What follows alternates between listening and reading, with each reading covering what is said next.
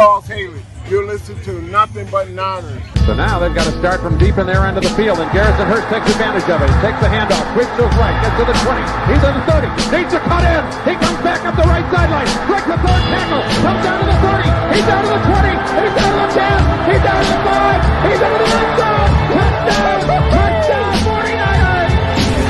96-yard run from scrimmage. Garrison Hurst. Young back to throw. In trouble. He's going to be sacked. No, gets away. He runs. Gets away again. Goes to the 40. Gets away again. To the 35. Gets back at the 30. To the 20. The 50. The 10. He dies. Touchdown 49ers. 11's 27-yard line. 49ers into the backfield. Smith on third down. He'll take it himself for a first down. Alex Smith gets it in. Touchdown. His left hip. Third down, Alex takes the snap. Alex looking down in the post, and it's good! Touchdown! Touchdown 49! But it's second down. Ryan takes the snap, goes to slant to the left side. It's Russell, intercepted! The 49ers pick it, and Navarro Bowman is redemption! Navarro Bowman running it all the way for a touchdown! No greater redemption! Kaepernick shoots it. Hold everybody. Colin Kaepernick. What a game. Touchdown.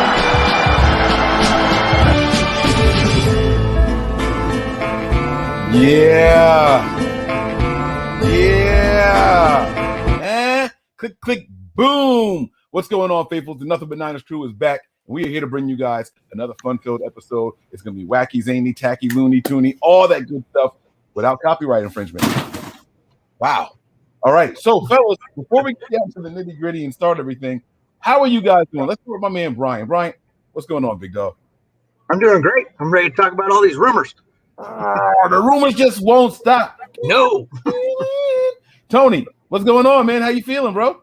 No, what's going on? What's going on? Ready to talk some football?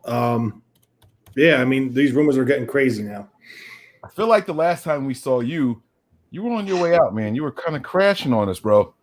You came on, we talked a little football, you had a snack, and the next thing you know, you pulled the mic.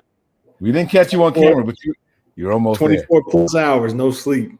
Yeah, man. And then last, but certainly not least, is the man, Mr. Nitty Gritty himself, Wayne Breezy. What's going on, Breezy? How you doing, big dog? What's up? What's good, y'all? What's going on, fellas? Yeah, we chilling. Oh, I like that's the hard. I ask you that every time, right? That's the hard reflective joint, or no? Nah, this is like some Matrix patch. Oh, okay. So yeah, I thought it was like the red one. Like, you see how that? Oh, I see that. Yeah, I like that. That's the hard. Let me tell you, it looks good on the hat.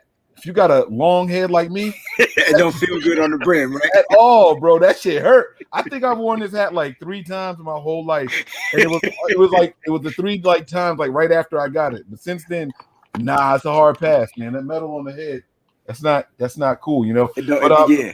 We're gonna get to the formalities, and then we're gonna have some fun with this episode. It's gonna be a light, fun-hearted show. I promise you guys that. Shout out to everybody in the chat over here, and I'm gonna play a new game. And by the end of the show, I'm gonna see if you guys can figure out what the game is. I'm talking to the chat and I'm talking to the panel because I didn't tell y'all anything about this new game that I'm gonna do. Okay, so I'm just gonna do it. So when y'all see me when it's happening, to see if y'all figure out what the game is. Okay, but before we get to all that, we do have to go through some formalities really quick, guys. If this is the first time here on the YouTube page, we thank you. We appreciate you guys. If you enjoy the show and you feel the way about us, the way we do about you, please hit that like and subscribe button. Turn on those notifications. Let everybody know who you found and that they talk Niners. They don't just talk Niners. They talk football. Episodes turn into cereal and cartoons, and people be telling us about Banana Rama Man and stuff like it. It's crazy. So make sure you guys are locked in over here. Bring up Banana Man, yeah. He did. Wasn't that him? Didn't he do that?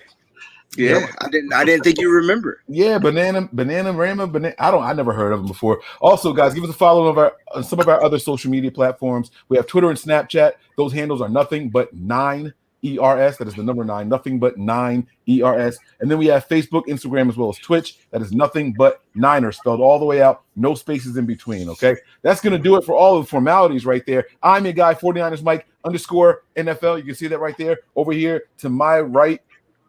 Is that my right on TV? Is that my right on TV? Damn, that's my first time ever saying that out loud. Wayne Breezy. Down below me over here is my man Tony, is NJ Niner fan 499, and then Caddy Corner. Right down there is Skater Niner _ in between, my man. Fellas, it's time to talk some football, man. We always start the shows with the latest news for the 49ers, not the rumors, the latest news. So let's talk about addition by subtraction. All right. The first one that we're going to have here are some additions to other teams, but confirmed losses for the 49ers. Okay. So let's start here. Oh, shit. Wrong one. Damn. I was doing so good, too. Tom Pelissero tweets out, the Jets are adding 2 more experienced coaches on defense. Okay, we're going to get to the important part. And Tony Oden as senior defensive assistant / cornerbacks coach per sources. All right. And then you see down there at the bottom, Oden was the 49ers DBs coach under Robert Saleh last season. Now, this guy came in just 1 year here. Just 1 year under Robert Saleh and made such an impression that Robert said, hey, you got to come over here. What are your guys' thoughts on the loss of Tony Oden, and how could that affect this team? Because we know we hired a new DB coach, but we were like, oh, what does that mean for Oden? But now I guess we know there was nothing in the cards for him. We hired an assistant. Yeah, the first thing I thought was that Kyle could have stopped it if he wanted to. He wasn't promoted to a position that he could not, he could have stopped it. So that tells me what Kyle thinks of Tony Oden, at least in this system. Yeah. Breezy, any thoughts? Yeah, I told y'all they ain't like this guy in the first place. And I tried to tell y'all that on 55 episodes ago that this guy wasn't a fit. And this means Richard Sherman will be back in the 49ers uniform. Now that Tony Oden is gone, I guarantee it. I guarantee it. I know y'all don't want to look at Tony's like, Wayne, shut the look, I'm telling you. I was going to say the same thing. Oh, snap. No, I was not coming back. I was going to say he's definitely not going to the Jets now. Oh, well, either way, he's not going with Oden. Like, you know what I'm saying? So I just felt like he wasn't a good fit. Now, I love Mike and I were arguing about this privately, not an argument, but one of those disagreements where Mike is like, well, defense, they kind of didn't skip a beat with Oden in there, and they look better than they did last. His voice is deeper. And they look better than they did last year in 2019. You know what I'm saying? I'm like, man, just get out of here. Why is that what I sound like? Why do I sound like I lick windows as a professional? Like, what's up with that? I am not a professional window licker, bro. Why you make me sound like that? Oh man, I'm just playing, dog. Look, I'm just playing. Look, I don't know if Richard Sherman's going to be back. Obviously, he's old. He's going to want some money. 49ers don't have enough money to afford a lot of these players coming back. But I do know Tony Oden being gone, this was one of the biggest things between him and Sherman. I'm telling you, there was something that those guys didn't get along. After week 1, it only took 1 week. And then Sherman was hurt for 14 out of the rest of the games. So Oden is gone. He got promoted. Kudos to him. Enjoy New York. It's cold out here. Good luck, bro. But I'm glad we're moving on. Yeah, Tony, when you respond to this, there was a quote that you, I believe it was you that sent me earlier in the day from our replacement for Oden in Unglen. So I want you to try to first give us your thoughts on Oden, his departure, what you think we might be missing, if anything at all, and then talk about the difference in philosophies with this new guy, because that's a clear difference. You guys talking about Sherman right away let me know that you guys see what the differences are just straight off the bat. Do you have the clip, Mike, or no? That I sent. I did not. No, I didn't put it in there. I can read it. I have the text from you, so I can read it. With Oden, he employed like different coverages. He would do cover 3, cover 1, cover 8. He plays zone. He just, and he said he played the short side, the boundary side. So he had a real diverse attack as far as his coverages. So now with D'Amico Ryans coming in, and this guy has history with D'Amico Ryans, maybe he likes his philosophy better than Tony Oden's. Because listen, Oden was there with D'Amico. Now this guy played for him or under him or with him in Philly I even think Houston, he might have even been there. But with this guy that's coming in, it's not his philosophy. What he does, he made a quote. I don't have it in front of me. I can't find it. But his quote was basically his scheme is going to be to his players' strengths. It's not going to be the players have to come to his scheme. So it says my overall philosophy would be whatever the players, whoever is on the roster, what's the makeup of the defensive side of the ball? Let's do what best fits them. How are they going to be successful? Let's do that.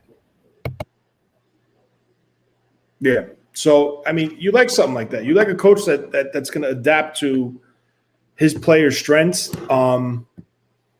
So, I mean, listen, we're going to see how it's going to work out. He's going to have to really work with some corners, some young talent, or possibly lower end free agents, because we have nothing. All we have returning is probably Emmanuel Mosley, Tim Harris Jr., Webster's coming back. And after that, I really don't know what we have left on our roster from a corner spot, but it's going to be interesting. I like that mentality. Yes, sir. Yes, sir. And keeping up with that trend. So, like I said, you guys know that Richard Sherman came in here and had to do something he was asked to do never in his career. And we think that was part of the reason why his injury kind of lingered so long throughout the season. And now that guy is leaving and entered a new guy who says, well, I'm going to see what my players like to do, and that's what we're going to do. That's going to be a little hard to make everybody happy. What if Jason Verrett says, I like to cover the best guy, period? What if Richard Sherman says, I like to only play on the right side? What if Akello says, I like to play slot and I like to play right side where Richard is? So you got to decide between. I think that's a little hard to do, but I think that's not what he was saying. I think what he was saying was more about the skill set. Where do you thrive? Where are you most successful? Let's see if we can put you in that situation. So it's going to be interesting. I think he's talking about technique also. Is he going to be a press guy? Is he going to be someone that plays, with a little bit of space? Is he going to be someone that backs up, So I think it's things like that we're going to have to look forward to with this guy. And I'm going to be watching week to week. I want to see what the changes are going to be, because let me tell you, I was happy when we got Woods. I think it was Woods as the secondary coach, because I felt like he came with that Super Bowl pedigree and he was going to not let Sherman say, this is what I want to do. I felt like he was going to tell Sherman, go do this. I thought that he was going to come in there with some, machismo, like I'm the coach, you're the player. And, that's how it's got to go. But I don't have, I don't know if it's going to be like that, but we will see. We will see. All right. There's some other news here to get to. Hold on. Let me find this one here. And I hope it's the right one. All right. Tony, how about you read this one for me really quick, bro? The Jets and coach Robert Saleh have hired Mike Ruttenberg as linebacker coach. Source said Ruttenberg spent the last season as the passing game specialist with the 49ers and 7 seasons before that with Jacksonville in multiple defensive roles. So basically, obviously, he has ties to Saleh. This is another guy that falls under the Kyle had a chance to block it because it wasn't a real promotion, so he didn't. Obviously, he went with Saleh, and he's the new linebacker coach for the Jets. I don't know if we're going to add a linebacker coach or I don't know who's going to be our actually. Patrick Willis, baby. Yeah. Go get him. Betcher, who's the senior defensive assistant, might take the role as a linebacker coach, but I mean, I can't guarantee it. It's not in writing. His label is just senior defensive assistant, so maybe they might be adding somebody. Red and gold for life, Torres. I think the last thing I heard was that he was in Tahiti. I believe that was the last thing I heard about him. He should be back soon. All right. Yeah. Now, I have never said that coach's name before in my entire life. I've never heard of that coach before in my entire life. So that's why I put that up there. I wanted somebody to tell me, that guy was really important here. It's a pass game. What was it? What was his title? Pass game. Let me pull it back up. Defensive pass game specialist or coordinator. No, it's specialist. He's the passing game specialist. On the defensive side of the ball, I'm assuming. Mm-hmm. So he's the one that helped develop Fred Warner and those guys and the passing game. Is that what you're telling me? I don't know if he exactly had hands-on with Fred Warner, but I think they just came up with schemes of the back end of the defense to, like, whether it was zone or man. So, yeah. I mean, listen, he worked with Odin. It's funny how both of them went to the Jets together. So, yeah. Yeah, absolutely. You know what? I misspoke. I meant to say Fiji. He's in Fiji. I'm sorry. I would just because I just never heard of this guy. I didn't know if this is somebody we're gonna miss. Is this someone we go out of our way to try to replace or what? But you guys sound like it's not really that. Not that his position wasn't important. The team seemed to be pretty prepared defensively from the past game, all except for that one game. What game am I talking about? You guys know? Miami. Yeah, man. Yeah, man. You know, that's it. So I don't know if this could be a big loss and we don't even know it. If that secondary takes a step back between the passing game and the new D coordinator or the new DB's coach, that could be pretty big, right? Brian, what are your thoughts on that, man? I have zero thoughts on that. Nothing to add on that. We lose the guy who came up with the defensive game plan in the secondary and the guy who coached the guys in the secondary. No thoughts? You replace him. Like it's simple. Just like we replace whoever we had before Tony Oden. Like he went to got another job. We brought in Oden and bada boom, bada bing. Like those positions are replaceable. They're not your head coach. They're not your coordinators. They're just guys that help and see things out there on the field and help put guys in the right position. Huh? Well, we lost the coordinator too. Well, I know we lost the coordinator, but we also promoted a guy to a coordinator that was out there at a positions coach, right?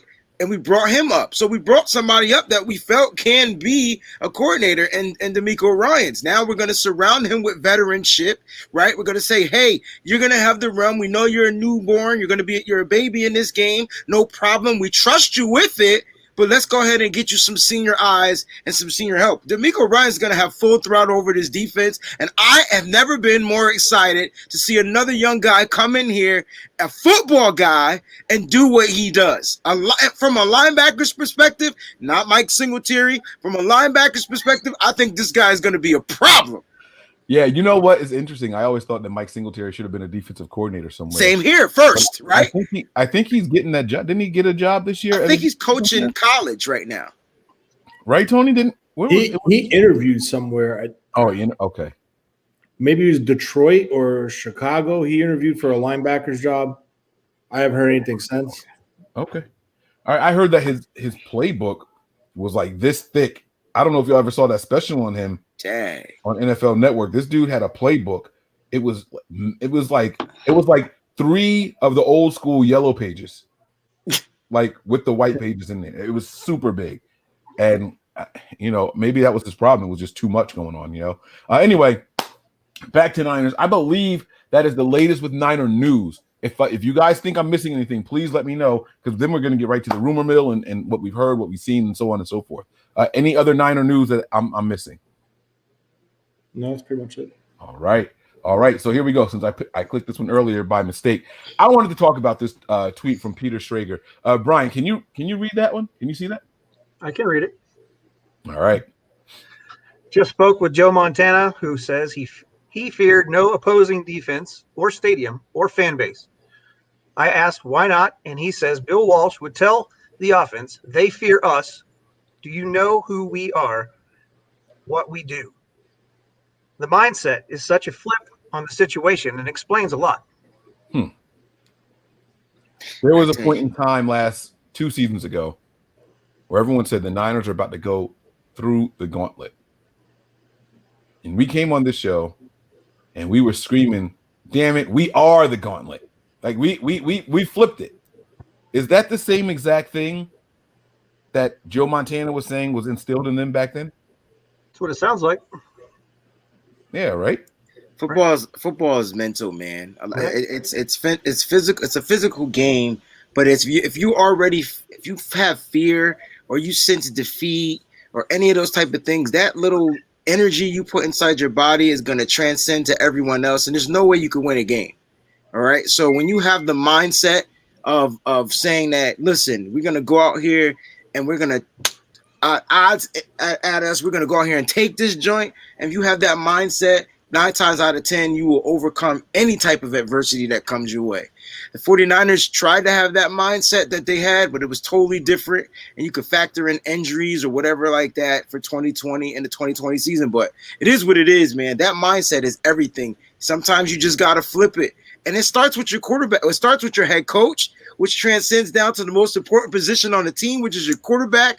And when people believe, everyone doesn't realize how much of a leader the quarterback is. I don't care how many people wear captains on their shirt. The quarterback is the leader. They're the captain of that team, that ship, the offense, the defense, you name it. When that quarterback believes and that team is playing for that quarterback, you will see all odds meet. And they'll meet all. They'll do it. They'll play. They'll ball out. All right, Breezy, I want you to decipher this contribution here, and then I'm going to remind me to come back to this toughness thing going to the quarterback, because I got to ask. I'm probably going to piss people off, but I don't care. Piss them off. Yeah, we're going to do it. We're going to do it. No, come on. MB, I think that's Mike and Breezy. I don't know. We use S-Day there and the O-line coach and the secondary. The O-line coach can definitely teach them how to keep their hands off receivers, judging by offensive line pass protection. He's got jokes. Who the hell is jokes? Who's okay. S-Day? So what he's saying is that Shane Day? Shane Day, the quarterback's coach. Got you. And okay, I think this is a very thought out joke. He's saying that, in pass pro, how everyone just runs past, we don't get hands on anybody. You could do that in the secondary, so you don't get the holding penalties, and that's how you. Remember, I was asking, what do we do with the pass game strategy and the? Okay. See, I needed you to read because I read it and I was like, is that supposed to be an L? MLB? Is this baseball? Like, I was confused straight out the gate. That's Mike and Breezy. Like that. I think that's what it is. Yeah. All right, that's racist. It's cool. I'm playing. I was just joking, guys. Just joking. Lighten up. All right, we're just lightening the mood. All right, but Breezy, you did say something, and I wanted to ask you guys about this, man. All jokes aside, you said it starts at the top, the mindset, and it trickles down. Okay, we have seen Shanahan fired up on the sidelines. We have seen Robert Saleh fired up on the sidelines. Now, when Robert Saleh does it, his players legitimately feed off of it. They get amped. They're running to the sideline, jumping, high-fiving, hit bumps in the air and all kinds of stuff. Everything. Have you ever seen a Kyle Shanahan quarterback do that? You can think about this team, think about off this team. Watch this and tell me when you've seen. I've seen Matt Ryan fired up. Okay. I've seen Matt Ryan fired up. And I don't mean just fired up like trying to get. I mean fired up getting in his team's asparagus if they weren't performing well. So it's either you have that in you. It's like a gene, right? It's like you either have that fired up gene or you don't. Because even Kyle Shanahan's fired up is different. It was different than Robert Saleh's. You know what I'm saying? Like it was a little different. You know what I'm saying? It was more passive than it was aggressive, but it was still fire. And I don't see any fire from the quarterbacks we've had on this team. Maybe Jimmy Garoppolo's got a little into it, maybe one or two times, but I've never seen him do the. You know who I've seen fired up? Matt Ryan and Kirk Cousins. I'm done for the night. He's right. Come on, guys. He's right. Oh, I know why he said Mike and Breezy. Okay, F that. All right, here we go. We're gonna add some diversity to the group. Man, you got kicked off the top shelf, Wayne. What the fuck? Wait, we're still on the same side. Hold on. Okay, here we go. There now we better. Okay, go ahead, Tony. Who's been fired up, bro? No, them too, definitely. I mean, I don't know. Was Shanahan there when Kirk Cousins came off the field screaming, "You like that"? I feel like that was after Shanahan. That was a comeback. I don't know, honestly. I think that was after Shanahan because at that time Kirk was like fully starting on his like second tag, like he was on his second quarterback tag. So I think he those two guys definitely. Matt Ryan definitely gets fired up. He gets crazy at some time. Yes, sir. I'm trying to think. All his quarterbacks. I didn't see it in Hoyer. I didn't see it in. Who did he coach in Cleveland and Houston? Hoyer. Manziel. Okay. Yeah. Manziel. Manziel was a fiery little fuck. Oh, I shouldn't have said. He was a little fireball. He was a little fireball, but he was a cocaine. Yeah. He was just Mm-hmm. But he was a fireball. He's a dog, man. Like Shanahan needs dogs. I don't know why we keep going back to this. Nick Mullins gets fired up in the wrong way, though, when he messes up. Nick Mullins has one expression, yo. No, he does show emotion when he messes up. He does. Yeah, Right? definitely. Like he's talking to himself, like He gets pissed. He's like, yeah. it's crazy. Oh man, Definitely. you guys are funny. Brian, can you think of any fired up Shanahan coach quarterbacks? Nope. All right, cool. All right, Mike, can you think of any fired up Shanahan quarterbacks? No, I was actually surprised that you guys said Matt Ryan. Like I've never, no, I don't. Yo, I've watched Matt get burnt. I mean, fired up. Like, and so the cool thing about the Matt Ryan was it was some Nick Mullins in the wrong way. Like when his team wasn't doing good, and then when his team was successful, he was fired up, and they played for him. You can't tell me in that season they went to the Super Bowl, that team wasn't playing for Matt. I think that's the first season Julio Jones didn't get injured. Right now, every other season he hurt. I will say that I have seen Shanahan's quarterbacks get loose and have fun on the field. I have definitely seen that. I have Jimmy Garoppolo will throw a touchdown pass and he does this little thing in Mike McGlinchey's face mask and tries to poke him in the eyes. Anybody ever figure out what that was that they were doing? Have we asked that question on the show before? No. No? Oh, great.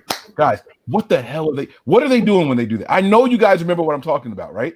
You guys have seen them like, no, you don't know. Like no, it's not this. He's like in the face mask doing like, no one's seen this before? Oh my God. They do it to each other. It was Mike McGlinchey and all right, it's cool. All right. I don't know what it is. I've seen it. Maybe I'm crazy. Maybe I haven't seen it. Ignore me then. I'm going to find it. That's what I'm not going to find it now. All right. So let's get back to the topics at hand here. I'm sorry, guys. All right. I'm going to play some audio clips. Okay. So the rumor mill is continuing, guys. We all know the 49ers. Oh, here we go. Let me roll up the sleeves here.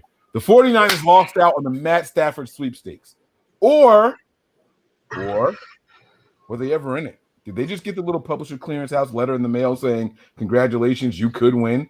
And they read it and people say, hey, Niners ran on them. Or were they really in there and trying and did they not get them? Guys, we have to discuss this on the show. Let's have a nice quick roundtable about this and get everyone's thoughts. We'll start with Brian. He's been the quietest, and then we're going to go to Tony and then Breezy.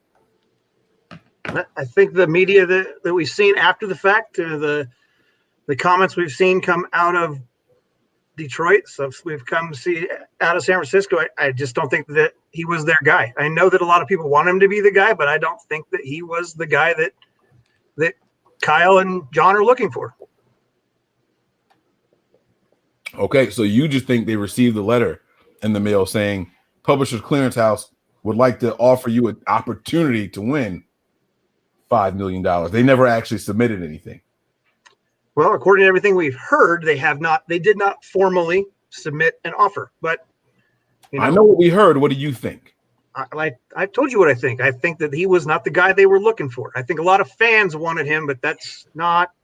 I just don't think that he was the guy that they're.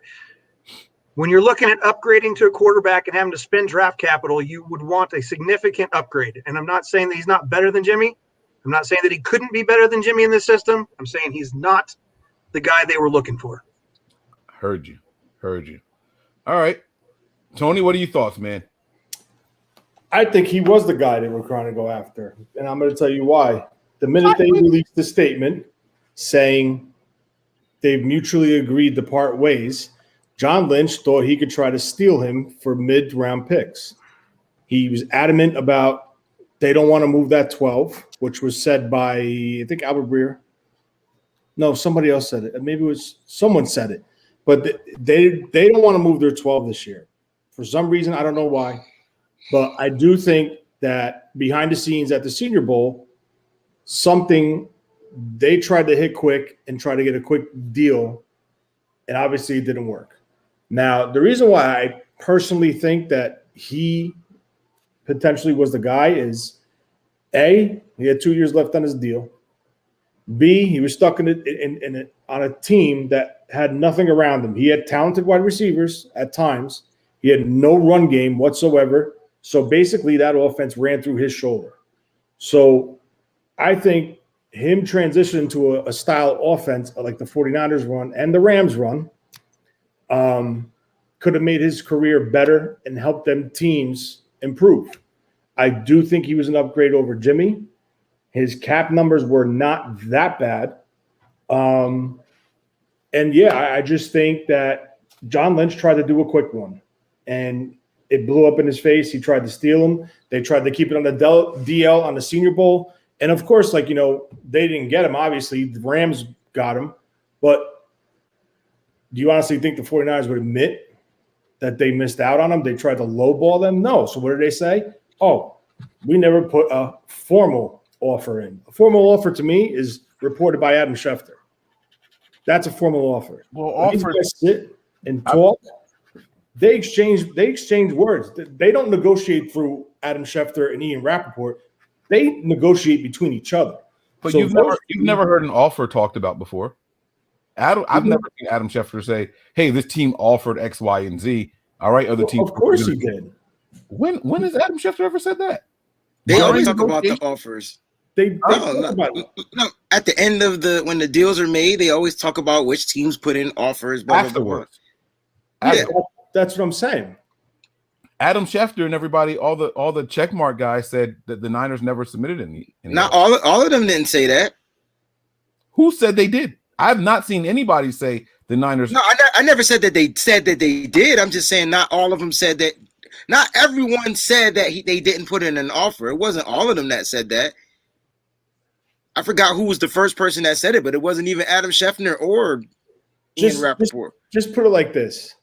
I don't need them to tell me that they made a formal offer. I know an offer probably was made at the Senior Bowl between the two GMs that were at the Senior Bowl talking to each other, like Albert Breer reported. Okay. They weren't on the same page. John Lynch tried to steal him for cheap mid-round picks. And, you know, let's talk about this 1 second. Name one person that they traded a first-round pick for that they acquired. No one. Everyone's been second or late. Someone that they traded a second-round pick for. D Ford. Okay. Jimmy Garoppolo. Okay. There you go. So he tried to steal Stafford for probably whatever it was, 2 mid-rounds, whatever it is. I think they tried to steal it. And, of course, like I just said, it didn't go through. He went to the Rams. And their turnaround is, oh, we didn't make a formal offer. That's to make themselves look good, even though they know they got outbidded. That's my opinion, how I see it. All right, Breezy, I want to get your thoughts on this because there's a lot that Tony is saying that I don't agree with. This team has never been shy about, we made an offer for this guy and didn't get him. They were adamant and open about, we thought we made a fair offer for OBJ. We actually outbid the Bears for the services of Khalil Mack. They have never been shy about not getting their guy and saying that they attempted to do it. So that's why Tony and I disagree on whether or not they actually attempted to. I think they made a call. Hey, is Stafford really up for? Yeah. Okay, cool. We'll be back. And then I honestly think that was it. See, I agree with Tony though. No, that's cool. That's why we're doing this. And I agree with Tony. I believe they did make an offer, but we all know that we value draft picks, and we definitely value our first round draft picks. So let's not act like we don't. And I don't think that the 49ers for Matthew Stafford wanted to give up a first-round draft pick for a guy that's almost damn near 95 years old that they can get in to come in for a couple of seasons. I think that's kind of like where John Lynch was. So I think what Tony said, I think they did make an offer, and I think it just happened to backfire in their face. You know what I'm saying? Like, yo, boom, I'll give you a second, I'll give you a third or whatever, and give us Matt Stafford or whatever or whatnot. But if that money doesn't equivalent to like what the Rams money did to offset some of these contracts or whatnot, like I just don't think it was going to work out for the 49ers. And I think they snoozed, they lost, and they moved on. I think they actually did want Matthew Stafford. I think they believed that Matthew Stafford was an upgrade over Jimmy for one reason only. One reason is he plays all his games.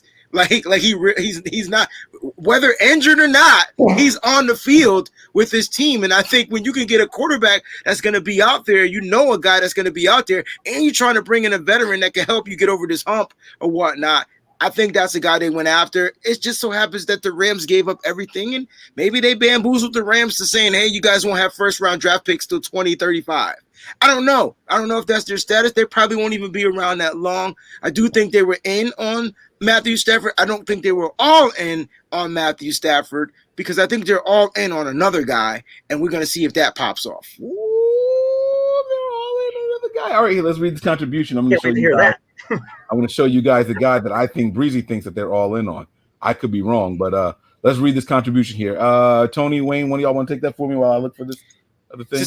49ers played the game to run that money up, and the return Rams had to offer a lot to get here. Justin Downs, my man, thank you for the contribution. That's that guy. Obligatory post. I have to do it, guys. I am contractually obligated to post this guy every time we do a show and we're talking about this damn position. Until he is not available, I have to do it. Thank you, Mike. Thank you. Somebody asked me that on Twitter, like, can we move on? And I said, no.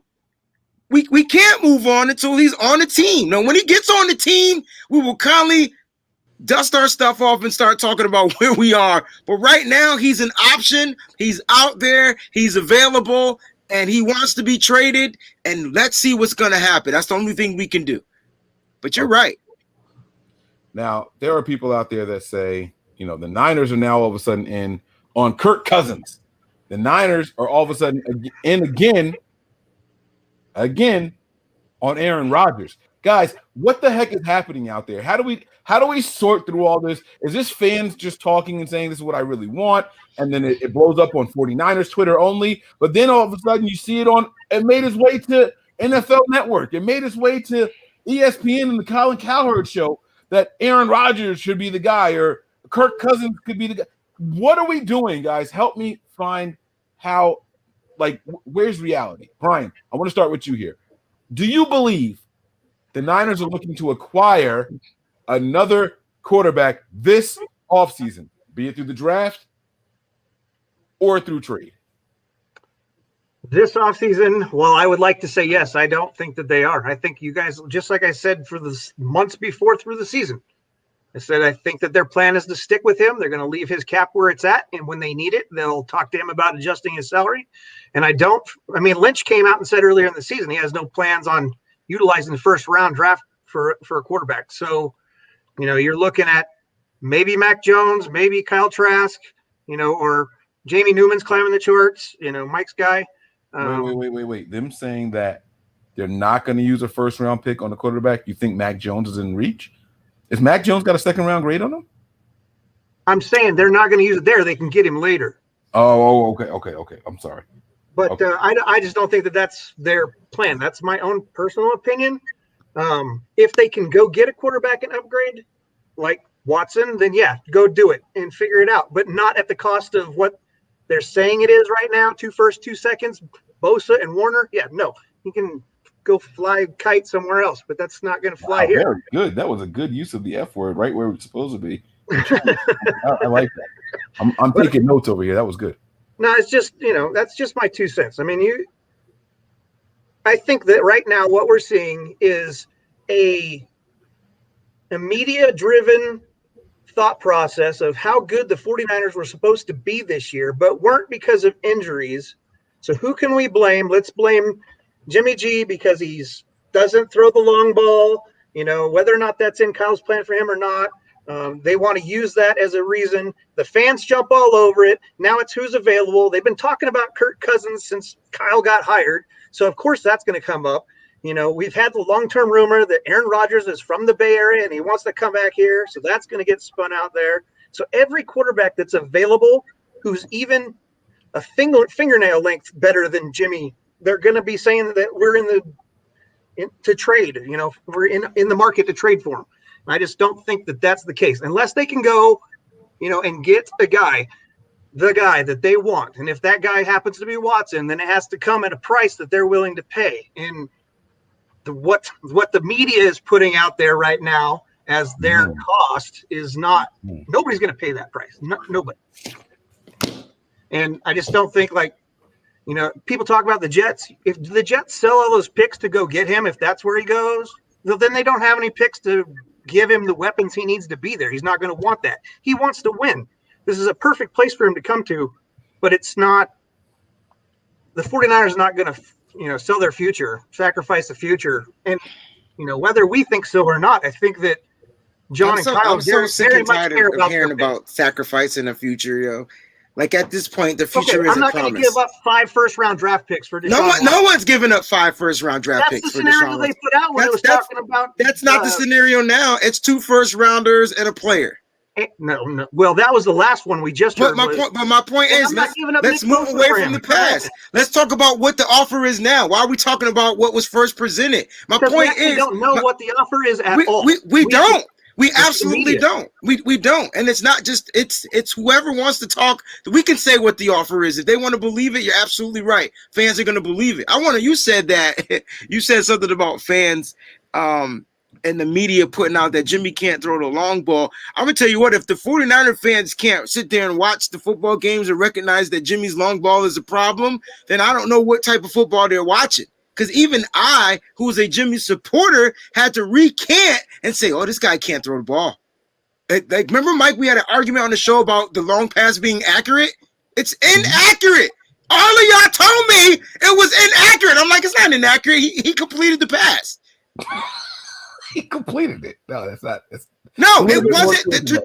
The trajectory of the ball wasn't going where it was supposed to. Even Kyle Shanahan came out and said, well, had he thrown the ball, straight to where Ayuk was going instead of throwing it to where out of bounds, it would have been a touchdown. When your coach comes out and says that, like, how can you say they're going to bring this guy back? Your coach is kind of throwing you under the bus. He's saying you have flaws and you suck.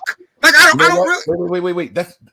I'm not cutting you off. I want you to hold it 1 second. No. Because listen, so this offseason, everybody and their mom knew the Rams were going to move on from Jared Goff by any means necessary because they came out and flatly said, right, hey, he's our quarterback for now.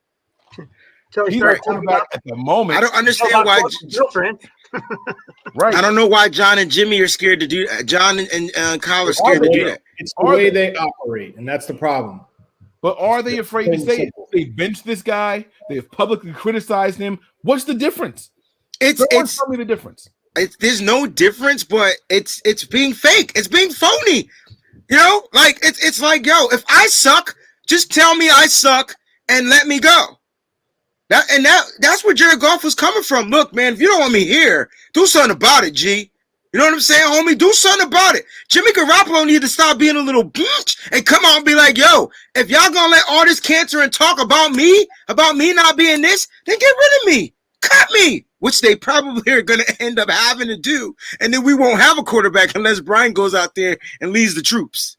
Oh, dear God, save us all because I got no long ball.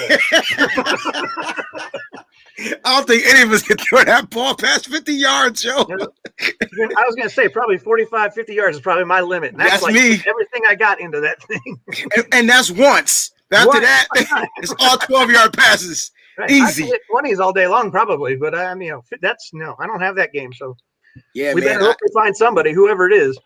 I mean, they got Rosen in there for a reason. They I don't know if it was a fluke in the trade or they wanted him. They brought him in there for a reason. No, that can be interpreted a different way. It could be. Let me do my devil's advocate voice. Oh, I heard that my window-looking voice was my devil's advocate voice, so I'm going to talk like this now. I think they actually brought Rosen in because they just had to find a quarterback that was available and had been going through protocols. It could be, but they also own his right. So let's see what happens if they bring him back. Then we'll know for no. We'll know no. So, Tony, I want to get your opinion on this. Are the Niners moving on? I want you to read this comment or the contribution here from Symmetry before you respond, and then go ahead and give us your breakdown on it. Do you think if we truly did lowball Stafford and lost the bidding, I think Lynch would have announced it to dispel the rumors about how Jimmy G is valued. Thank you for the contribution. Number one, Simmer. I don't know how to. I don't know if I agree with that. Okay, because now this is 2 consecutive seasons that they looked at other quarterbacks. Okay, last year was Tom Brady. This year it's anybody that's on the market. So the issue here is, if I was Jimmy and Don Yee, I'd be like, get me out of here, trade me, cut me. I don't want to be a part of this. Now, by you saying, but by your theory saying he would dispel it in that, like, we just lowballed them. You can't say nothing because now this is the issue. This is year 2. Okay. They came out. The report was that they had brief talks at the Senior Bowl, and now they said, "Oh, well, we never made an offer." I think that answer is to make Jimmy Garoppolo kind of feel better because John if they Lynch did, didn't go to the Senior Bowl, by the way. huh? Did John Lynch go to the Senior Bowl? Yes. Or he Him was the day before. him and Ethan Watt was there. If they come out and say, yes, we made an offer, like, what do you think would Jimmy be? Like that's 2 consecutive off seasons they're looking at a quarterback. So I just feel it's clear as day. This team's looking to move on. And let's bring it back to the contract. They still haven't touched it. It's $2.8 million to say goodbye to this guy out of 27. 27. Like, it's clear as day. And my problem is I give respect to the Rams. They identified their guy. They went and got him. They moved on from a big contract. You can't get no better than that. I understand they're paying the dead cap, but you know what? You're paying $30 million in dead cap, whatever it is. I'd rather pay the $30 million instead of paying the 100 and something million if you don't want that guy. What? So, go ahead. Sorry. I have a lot of respect for that team. I tell you that right now. The 49ers are window shopping, and they're trying to get a bargain, and it's not good. Mm-hmm. It's going to blow up in their face because if they keep doing it, Jimmy's going to say, get me the hell out of here. I can tell you, Don Yee is not going to put up with this shit. He's going to go up to them and be like, oh, I want to redo my client's contract, and I want to add years on. You think the 49ers want to do that? No. But Don Yee don't have the power to get that done. Don Yee could say whatever the hell he wants, Mike. That's his client. That's his representation. Yeah, he can say what he wants, but he can't force them to do anything. That's he could force them to cut him. He can't even force them to do. No, he can't. Mike, what are you talking about? He could say, my client doesn't want to pay here. And you don't think the 49ers would say, then fine, go. No one wants to trade. I think they would say, fine, go if they had another guy that they trusted. Absolutely. But if the Niners don't have anybody else, Jimmy's stuck. By mishandling the quarterback position, this is what happens. So let me ask you this. Let me throw this hypothetical question in here too, because I like where both of you guys are going with it, and I'm on the verge I'm with Tony with it, because I'm saying to myself, why would they bring back Jimmy for $28 million when they can go sign Winston, they can go sign Trubisky, they can go get one of those guys? I don't think that. Look, just hear me out. For less than $10 million for 1 year, like, you get what I'm saying? Like, why if they're gonna sit there and draft their guy in the quarterback, go get me a bridge guy. I'll save some money. I'll spend 10 on a quarterback. I can re-sign some of these other players with that money that we're saving. Like, why wouldn't they? That, to me, that just it just all sounds business to me at this point. And I really don't think the 49ers believe Jimmy will be healthy for them. Like, I really think that's the issue. I really think they feel like Jimmy shell shock. When I say healthy, I mean physically and mentally. Correct. Mm-hmm. And this is. I'm sorry, Wayne. Good. No, and I just think that's why they're teetering to move on. They're looking to. I don't even know if they're looking to move Jimmy. I think in their mind they're looking to get a quarterback in here, right? And then they'll cut him. Like, they have time, and then Jimmy can go. Jimmy will sign a 1-year deal, probably with the Patriots or something. But there are free agent quarterbacks out there, I think, that they can get cheaper than Jimmy Garoppolo to play for 1 year. Now, I know what Jimmy did in 2019, but God dang it, it's 2021. Like, we have to move on from 2019. It's not the same year. COVID happened. So what's your question? You said I'm sorry, I'm not trying to be funny. You were asking us a question. I don't remember. You said because you like where both of us were going, but let me ask you this question. Would you guys sign a free agent quarterback to play for 1 year? And that is precisely why I think we are in the situation that we are in. Because Jimmy is not a bad worst case scenario quarterback. He's an expensive one. Yes, but he's not a bad one. He's not a bad one either. He's not bad. He's Jimmy Garoppolo can win 13 games in the season. Okay. Jimmy Garoppolo can get you to a Super Bowl if everything goes right right? That's a big if, but it's still an if nonetheless. In a season where the Niners have 10 draft picks, they've got a little bit of cap space. He is a big worst case scenario guy. Free agency comes before the draft. Am I right? Correct. Okay. So boom, we head into free agency. Can we get a guy that we like? No? All right. We're going to head to the draft. Can we get a guy that we like? No? We're rocking with Jimmy then. We're rocking with Jimmy. So instead of getting a quarterback at pick 12, well, what does Jimmy need help with? Let's go ahead and get the center. I'm saying you try to get your guy, but if you don't identify the guy, I think the Niners have a bunch of a guy. That's a guy. Matt is a guy. Brian is a guy. You know what I'm saying? Jimmy is a guy. Wayne is a guy. Tony is a guy. But who is the guy? There's no weaknesses. There's no Nick out there. They want the guy. Give me the guy. We don't even know who the guy is at this point. But the thing is that we can't be the ones to identify the guy. They have to identify. And that's correct though. And that's my point. Like, we don't know who the guy is, so we're gonna sit there and then speculate on every guy that's available because we don't know the guy. Right. So we have to talk about Sam Darnold, Jameis Winston. Accept what they think the guy is. That's the problem. Is the fan base doesn't want to accept what the 49ers think their guy is. That's the problem we're running into right now. Wait, who's the guy? I think that they think Jimmy is their guy. I told you guys that. That's my opinion. And I think because of that, the fans are pissed and nobody wants to accept it. His contract is fine, and it's got room for maneuverability if we need to. He's not my guy, but I think he is the team's guy. How can he's their last option? That's what Jimmy Garoppolo is. Right. And so that's the difference. So that's why I don't think that's true either. But go ahead. Well, I'm going to ask you this directly, Brian. How can you confidently say that he is the guy when the team has admitted, we keep looking other places though? Because if he wasn't the guy, I think that these two guys who run our team would have made a decision on who their guy is and went and got it. But what kind of message, Brian, is that sending when you're saying, hey, you're the guy, but we're going to go look for some other guys? Like, that's a bad message. Tell everybody, every position, every year, we're going to look to make sure this is the best team that it can be. Yeah, but it's not that they're looking at like it's Jimmy, even though we don't have any say in that matter. We don't even have insight as to know whether or not they think that. I'm just going off of what I've heard. I've heard players say on interviews. I've heard the media say, what John's told people, in the media, what Kyle's told people in the media. The only person I haven't heard from is Jimmy. So, if he comes out and says, I want out of here because I'm not the guy, then I will buy into they're looking for somebody else. But until that happens, I just can't. So it doesn't matter that John and Lynch said, we called about Tom Brady. John and Lynch. Exactly. Like, they were right there with Tom Brady. And the only reason why Tom Brady wasn't a 49er in 2020 was because they couldn't unload that contract.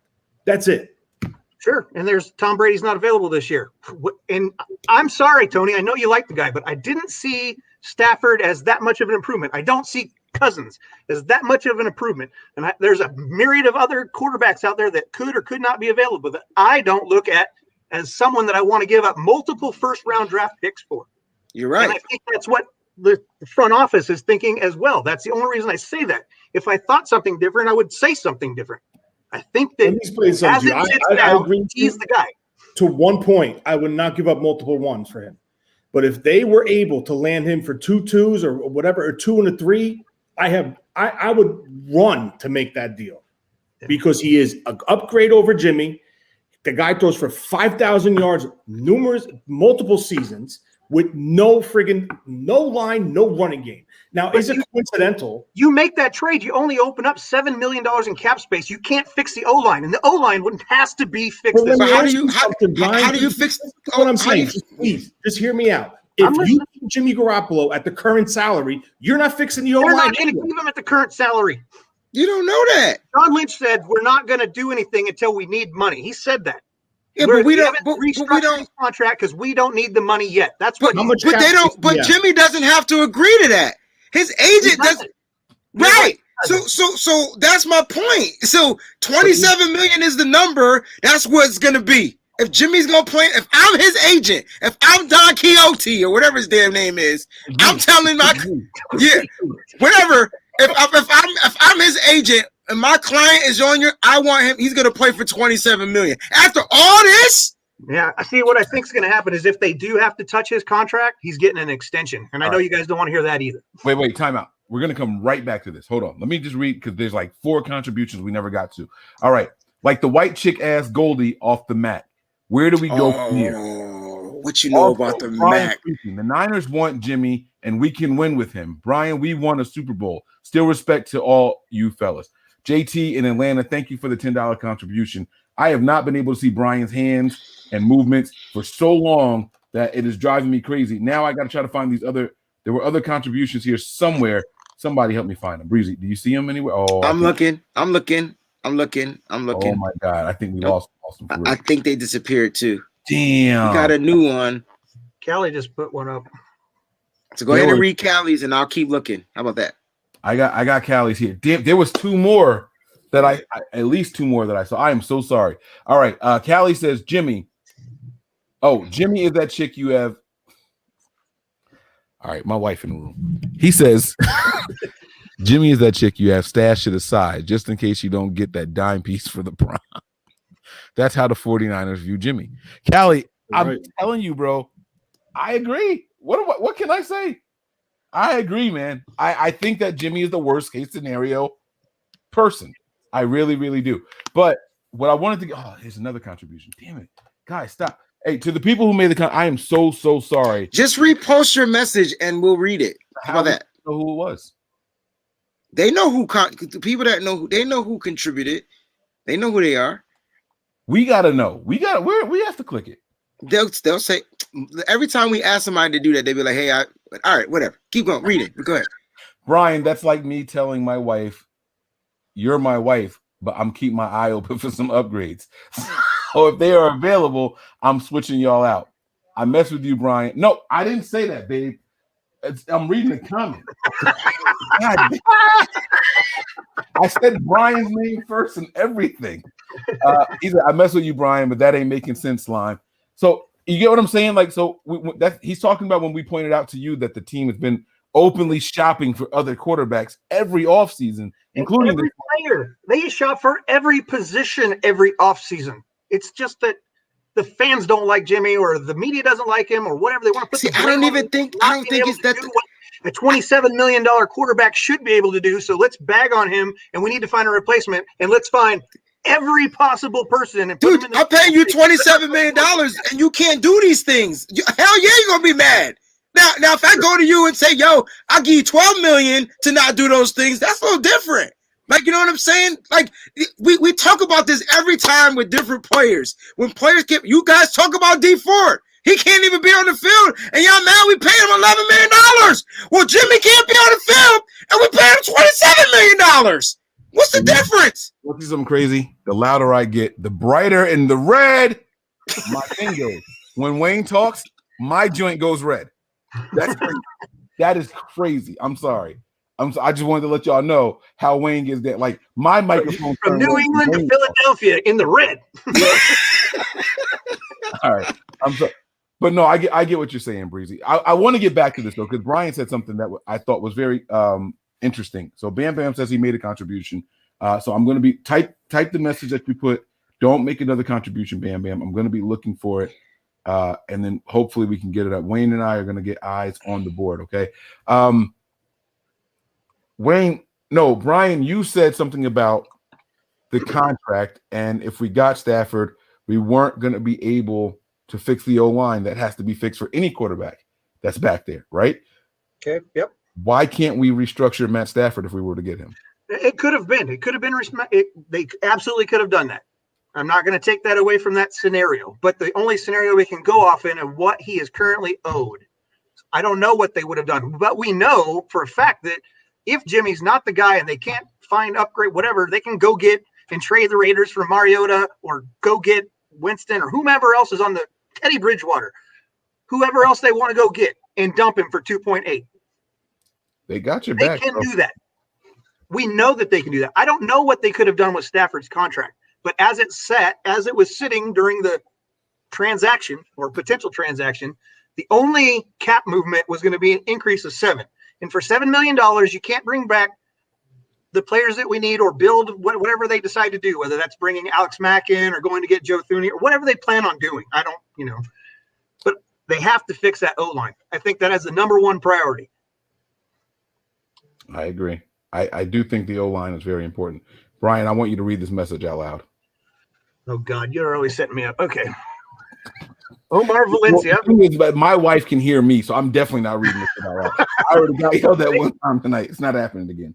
Babe, I know I love you, but this girl at work just got divorced. So I don't want to go. I don't what's going to. He meant I don't know what's going to happen. I don't know what's going to happen between us. That's what the Niners are saying and doing to Jimmy. That's our interpretation, yes, but we're not in the football business. Like Tony said, if his agent was done with this situation, he would make it known that Jimmy's not playing. You can pay him his 2.8, and we're going to go find somebody else. Cut him. We're done. He could do that, or he could just be like, Jimmy, sit. We're not going to play. All right. Well, this is going to be the perfect transition to our last two things here on the show. And Wayne, did you see the Bam Bam? No. I asked him what he wrote, and I never saw it again. No. And I thought I went through all of these things here. Oh, he says I see he's made comments, but I don't know if this was his paid comment. Maybe it was. So let's talk about this really quick here. A few names to consider: Dak Prescott, make a move for Jalen Hurts, or make a call for Derek Carr. What are your guys' thoughts on these three quarterbacks? Because these.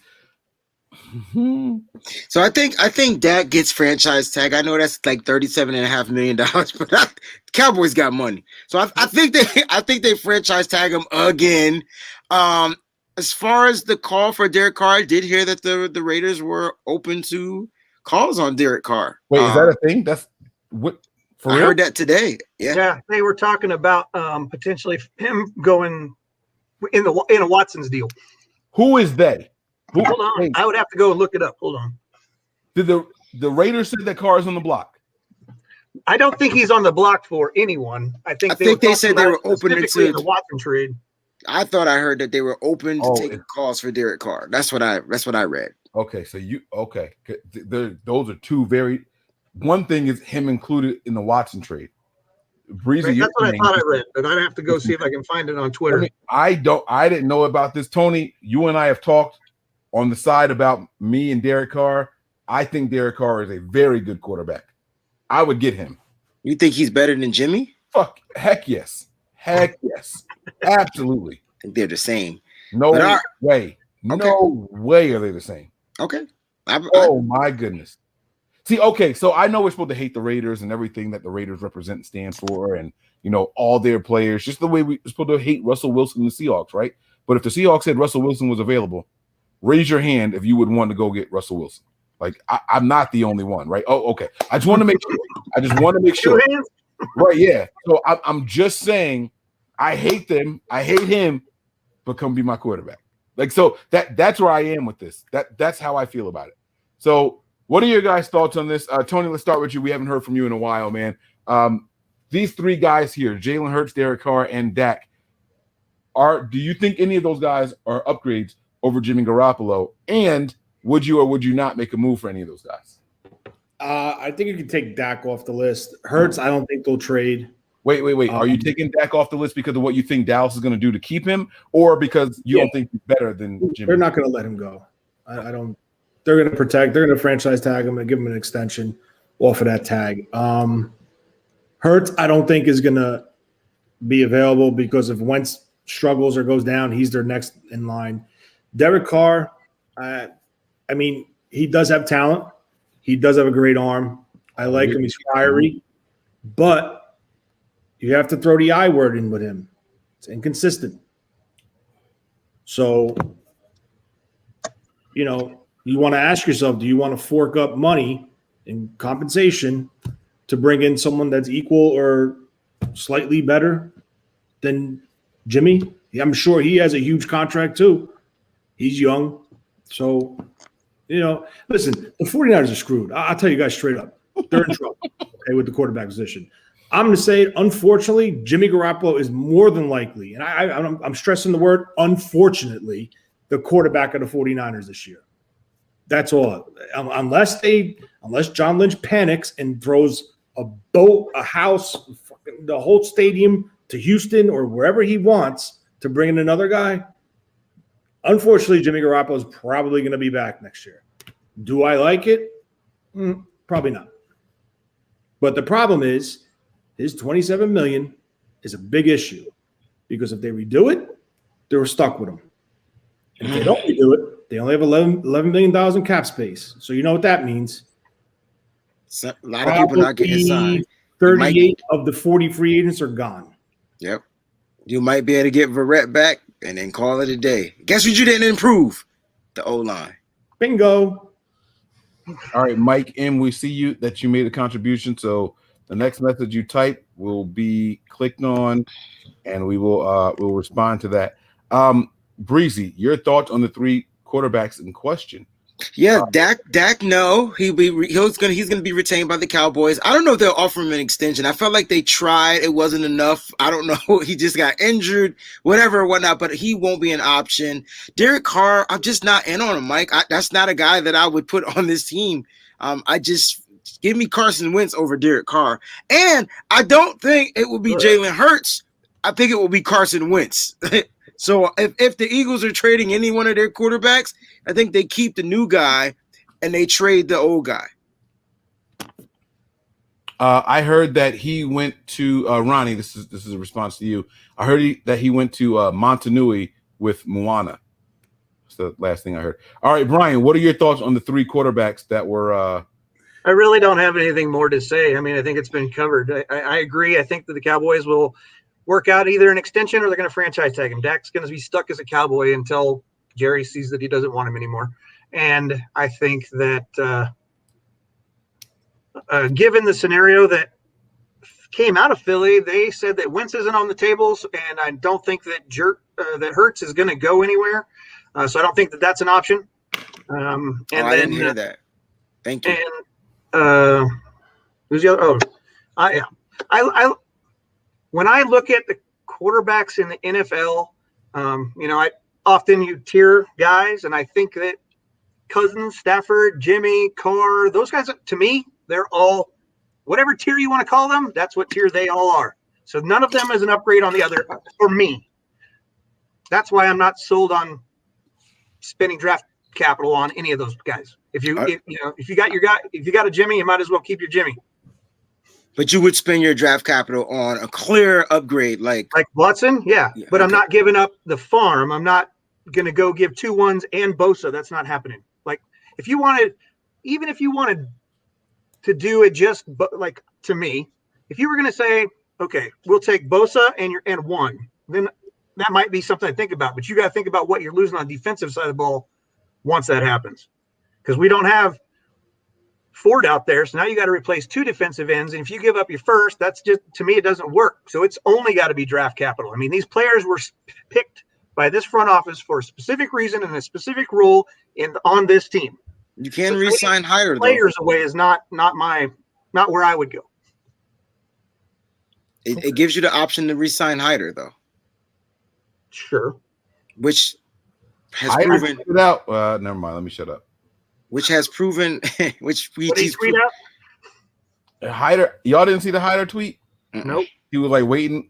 Oh, I can't. What did he say, Tony? It was like patiently waiting. Yeah, patiently waiting. That's waiting. Had the eyeballs. See, Mike got his new text buddy, Brian.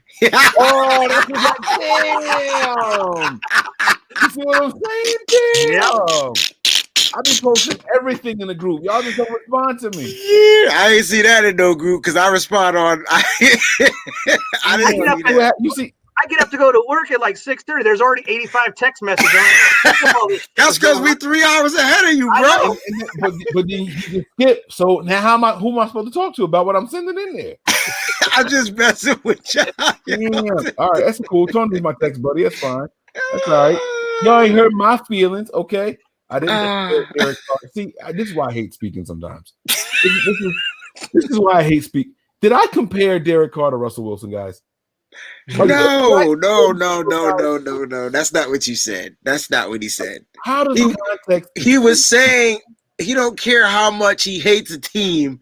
If the quarterback is better, he asked everyone on the panel, how many of us, no matter how much we hate the Seahawks, how much would any one of us want Russell? Would any of us want Russell Wilson on his team? We all raised our hand. He wasn't comparing the two quarterbacks. He was just saying that's how he feels about Derek Carr. Yeah, like, Bam Bam, we're gonna fight, bro. Stop making contributions. Just type your message, Bam Bam. I thank you. I'm assuming this is the second one that you've done, but you don't have to. You don't have to type it. I mean, you don't have to make a contribution. I have my eyes open for the Brown B, and I'm not seeing it. Me and Breezy, Breezy in between his. Oh, there we go. Oh, damn, he won a whole. I'm contributing, so I'm gonna get this off. All right, Tony. Yeah, Tony. Two things. One, is that a new tattoo? Yes. All right, because it's up there. Snap. They're asking. Okay. All right. Tony did get some new ink, guys. All right, now I gotta go get some. I can't let Tony just. Me too. I'm me too. But here's one. This was the paid contribution from Bam Bam earlier. We think potential cap casualties. We could get Marshawn Lattimore to solidify the corner and Kelsey to establish the center position. Okay, what are your thoughts on that, GM? See, I didn't even get into the cap casualties yet, and that's another way of improving this team. You know what I'm saying? Like, I haven't even looked to see who may get cut. I kind of just Wayne's GM now. I don't give a fuck. I'm about to get off this thing anyway. Y'all been taking my time. I'm about to get prepared for this Golden State and Celtics game. And I'm gonna be up to 2:00 in the morning. I'm trying to get it done before then, bro. I'm sorry. Go ahead, Tony. My bad. With the T. That's all you know. You know what? Here we go. I'm gonna show you. And he put himself on. He's playing Madden. I think he's playing NBA 2K. I think he's trying to find out the winner between the Celtics and the Warriors. All right, go ahead, Tony, man. What you got on this one, man? I think they need to figure out their cap situation before they can try to figure out who they can add. I mean, that would be great, but we have 11 million right now. If we cut players, you can get maybe 10 more million. We'll say hypothetically, that's 21 million. What is Trent Williams going to want? What is Juszczyk going to want? Right, So, we can make those contracts so they're backloaded. yeah, but I mean, it's still going to take from. We have 39 free agents. I'm sure We they do not have 39 free agents. Some of those guys have already been signed. Some of those we know are not coming back. Yeah, right. Oh, but we have 39 legit free agents, though, right? That's what the list said. All right. We're down some because we have signed some of those guys. But We signed just Webster, I thought. Wait. Now, we brought back more than just Webster, but go ahead. Even if we didn't, really quick, the reason that list grew to the extent that it did was that there were like guys that were brought in following 6 injuries at one position. So technically, that guy signed a 1-year deal and he's a free agent. You know what I'm saying? So not all of those guys are real free agents. I mean, we did a whole week-long series on all the 49er free agents. We know that we said no, keep going about 30 of those guys. Like we did this. This was an exercise that we actually did. We sat down and went through ERFAs, UDFAs, like UFAs, I'm sorry, whatever it is, unrestricted free agents, restricted free agents. We found out there was an EDFA or EDRFA. We found initials and abbreviations that we didn't even know existed. We went through all of that stuff already. We know that most of those free agents aren't real free agents that we are concerned with. Let me just put it like that we are concerned with. So both of you guys are right. The number is the number. That's what Tony's saying. But Brian's also right. It's not a real list of free agents. Like we have currently like 56 guys signed to the roster. So we've already signed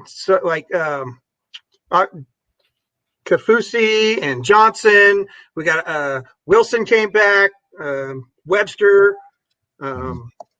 There's like 4 other guys that we signed, but I can't think of them off the top of my head. But right now, like you said, we're sitting at about anywhere between $11 and $13 million on who you look at. You're absolutely right. The projection right now is looking even higher than our 175. So that's all going to open up money. You get rid of whatever they decide to do, whether he retires or not. Richburg or D Ford, that opens up 10 million more, 12 million more dollars. Cap space will take dead money, obviously, but at least those guys will be out of here. So you have the space. And then, like I said, while I know that nobody wants to think about moving forward with Jimmy, it's a possibility. He gets a 2-year extension and opens up that 27 million this year. We push it down the road. It is definitely a possibility. It is 100% a possibility. Anything and all things are possible with this team. Now, Denise posted a really good question here inside of her question. Roundtable. Does it bother you guys that we are not aggressive and it appears we are not in win now mode? Do we draft a quarterback behind G? Talking about Jimmy G. And if so, who? Now, I think if you ask all of us about our favorite quarterback in this draft or a guy that we like, you're going to get 4 different answers. I truly, truly believe that. So without explaining anything, let's just go around in a circle. We're going to do me, Tony, Breezy, Brian. Just say your quarterback that you like in the draft. If you haven't looked at any of them, that's fine too. Just say that. I'm just going to say Jamie Newman. Tony, who you got? Wilson. All right, Zach Wilson. Breezy, who you got? The dude from the same school Carson Wentz went to. All right. Trey Lance. Trey Lance. I don't like to say his name because every time I say his name, I get slaughtered. That's all right. I feel you, bro. They ruthless out there, bro. All right, Brian, who you got? I'm going to go with Trask. Okay. All right. So, wow. I did not expect you to say that. All right. So, those are the 4 quarterbacks that we like for the team if we were to draft the guy. Here's the thing, though. Do you guys feel like the 49ers are acting like they're not in win now mode? I think that's a great question by Denise. We're sitting here talking about how frustrated we are. They're not identifying the guy and getting the guy. Brian thinks we have the guy, but if we have the guy, why not extend him and fix that contract so we can go ahead and sign all these free agents that we need to secure the offensive line and da-da-da-da-da. And I understand Brian said that Lynch said we'll wait and do it when we need to do it and all that. But do you guys feel like the Niners think this is a win now mode? I think that's a really, really good question. Don't all speak at once. It's cool. I don't know what they're trying to do. I don't know. I really don't. I try to figure it out. I don't know. It's weird, right? Because I'm saying they need to cut this guy so that they can free up money, so they could rebuild their roster, do whatever they is to be in win now mode, get the guy they want. And then Brian is like, well, they could just extend them or do. It's like what we, and that's why Tony doesn't know. I'm at this point to where I don't know what they want to do anymore. I want to win now. I want to see a championship, like, you know what I mean? And I don't care if it's the last one. I just want to see one more that I could sit there and watch with my son at the age of 3 or 4. He'll be 4, right? So I that's what I want. But I don't know where we are. I can't tell you. I don't know if they're going to trade up to draft one of these top 3 quarterbacks. There's only 3 quarterbacks that are worthy in that first round. 3. Oh, wow. I like that. Okay, you're dropping some bombs on me. Okay. So that means they're gonna either trade for Watson if they're trying to move on from Jimmy G, or they're gonna move up in the draft, and then y'all gonna be mad because they traded all the picks. You can't have your cake and eat it too. It's a lose-lose situation. That's why more than likely it's probably gonna be Jimmy. I give up. Tony's been saying it. That's what that's the boat that Tony's been in, man. We screwed ourselves. Tony thinks that Stafford was the guy. We tippy-toed around it, and that was it. So, all right. Brian, I don't think Green Bay's stupid enough to trade Rodgers because I don't think Love is ready. I don't think the Texans are going to trade Watson unless they get blown out of the water. Matt Ryan's contract is a nightmare. I don't want Carson Wentz. Stafford, they said they weren't trying to trade him anyway. So, I mean, realistically, who's left? There's just Kirk Cousins. Sam Darnold! Jimmy Garoppolo. So Sam Darnold. No. I said it. I said his name. Sam Darnold, you can go with 2. But like now, I mean, I don't know. I give up. I don't know. I just. Can we talk about the offensive line 1 minute? Oh no, we can't. Let's get Brian's answer on this. Do you think the Niners are in win now mode, Brian? Real quick, and then I have 2 videos we gotta play. I think that they are not in desperation mode, which is what I consider win now. They're not one piece. They're not a quarterback away from winning. They have other pieces they have to address on this team. because the Ford contract didn't work out, because they let all the cornerbacks contracts elapse at the same time. There are pieces on this team that have to be fixed. And the O-line, God bless it, the O-line has to be addressed. So they're not one piece away. So to me, there's no need for the team to be aggressive to go get the guy, if it's going to cost us all those picks that we need to fix what's left. We don't have the money. You guys want to talk about Jimmy G's contract. We don't have the money as it sits today to do those things. So we need to figure out a way to do that. The only other option is through the draft. So you're either going to have to restructure Jimmy's contract or spend all your draft capital. One or the other. You can't have, like you said, you can't have your cake and eat it too. And so I don't think that they're in when now we have one piece we have to go find. They're building. They're still building what they've been building since 2017. But they have things they got to address and fix. To me, they're just not in desperation mode, which a lot of the fan base seems to be.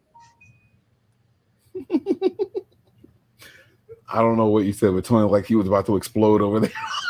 No, I got a headache. From listening to me. No,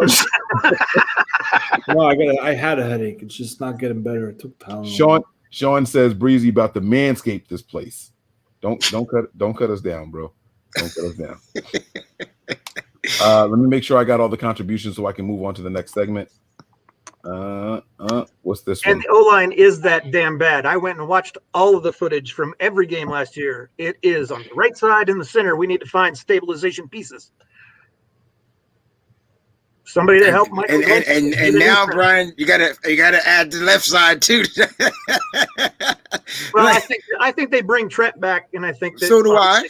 And I think you got Tomlin. Never mind. I'm not asking. There. I do as well. Find somebody to replace Richburg, whoever that piece is, whether it's go out and sign Alex Mack or whomever else they feel can do that job, and you get someone in the guard spot to help Mike, or you get Mike out of there and you get Colton McKivitz in here, your golden helmet warrior, and you start letting him do that job. JTATL is coming for Sean Shepard's spot as the contribution king for this episode. So besides Peyton and Eli, how many top 10 quarterbacks drafted since 2000 have won a Super Bowl? None. That's a good question. They're the only ones. Let's draft Trey and call it a day. Wasn't Aaron Rodgers? Oh, top 10 though. Damn, they're top 10. Not even not Kyler Murray. Patrick Mahomes wasn't top 10. Yep. All right. Okay. That's a good point. I can't talk about it. I don't think that where you pick is top. All right. So here's the first one that we're gonna do. Hey, like you said, man, when we were talking, it's like, hey, look, that's my quarterback. Until otherwise, and that's what I'm gonna ride with. And that's how the players feel. Now it's the business side that you don't know about. And Brady can allude to this too. When it comes to the business side, a lot of players don't have the ins and outs. They don't know anything. And that's the case for me right now. I'm sorry. I should have not just hit play. So there were two players on public platforms that were openly asked about their thoughts on Jimmy Garoppolo. The questions were phrased along the lines of, there's a lot of rumors about your starting quarterback and people saying that he's on his way out. Some people were saying that, the players feel like, we don't have any say in that. So what do you do? Are you riding with him? Do you support him? Do you think you can win with him? Whatever. I'm going to play those two clips and we're going to break them down. I want to know what you guys get from each one of these. So I'm going to start this one over. I apologize. I should have explained that before because we've been talking about Jimmy Garoppolo all night long. Let's play these clips and see what they say. Hey, like you said, man, when we were talking, it's like, hey, look, that's my quarterback. Until otherwise, and that's what I'm gonna ride with. And that's how the players feel. Now it's the business side that you don't know about. And Brady can allude to this too. When it comes to the business side, a lot of players don't have the ins and outs. They don't know anything. And that's the case for me right now. I don't know whose future is going to be in jeopardy in San Francisco. I don't know if we're going to make that trade for Deshaun. Who knows? The only people that know are the front office and the GM and the owner and the head coach. But this league is changing, and it's crazy, man, to see all the mobile quarterbacks out there. But hey, like I said, I'm still riding with my quarterback, and that's number 10. So he's going to get the job done for us, and that's what we believe in.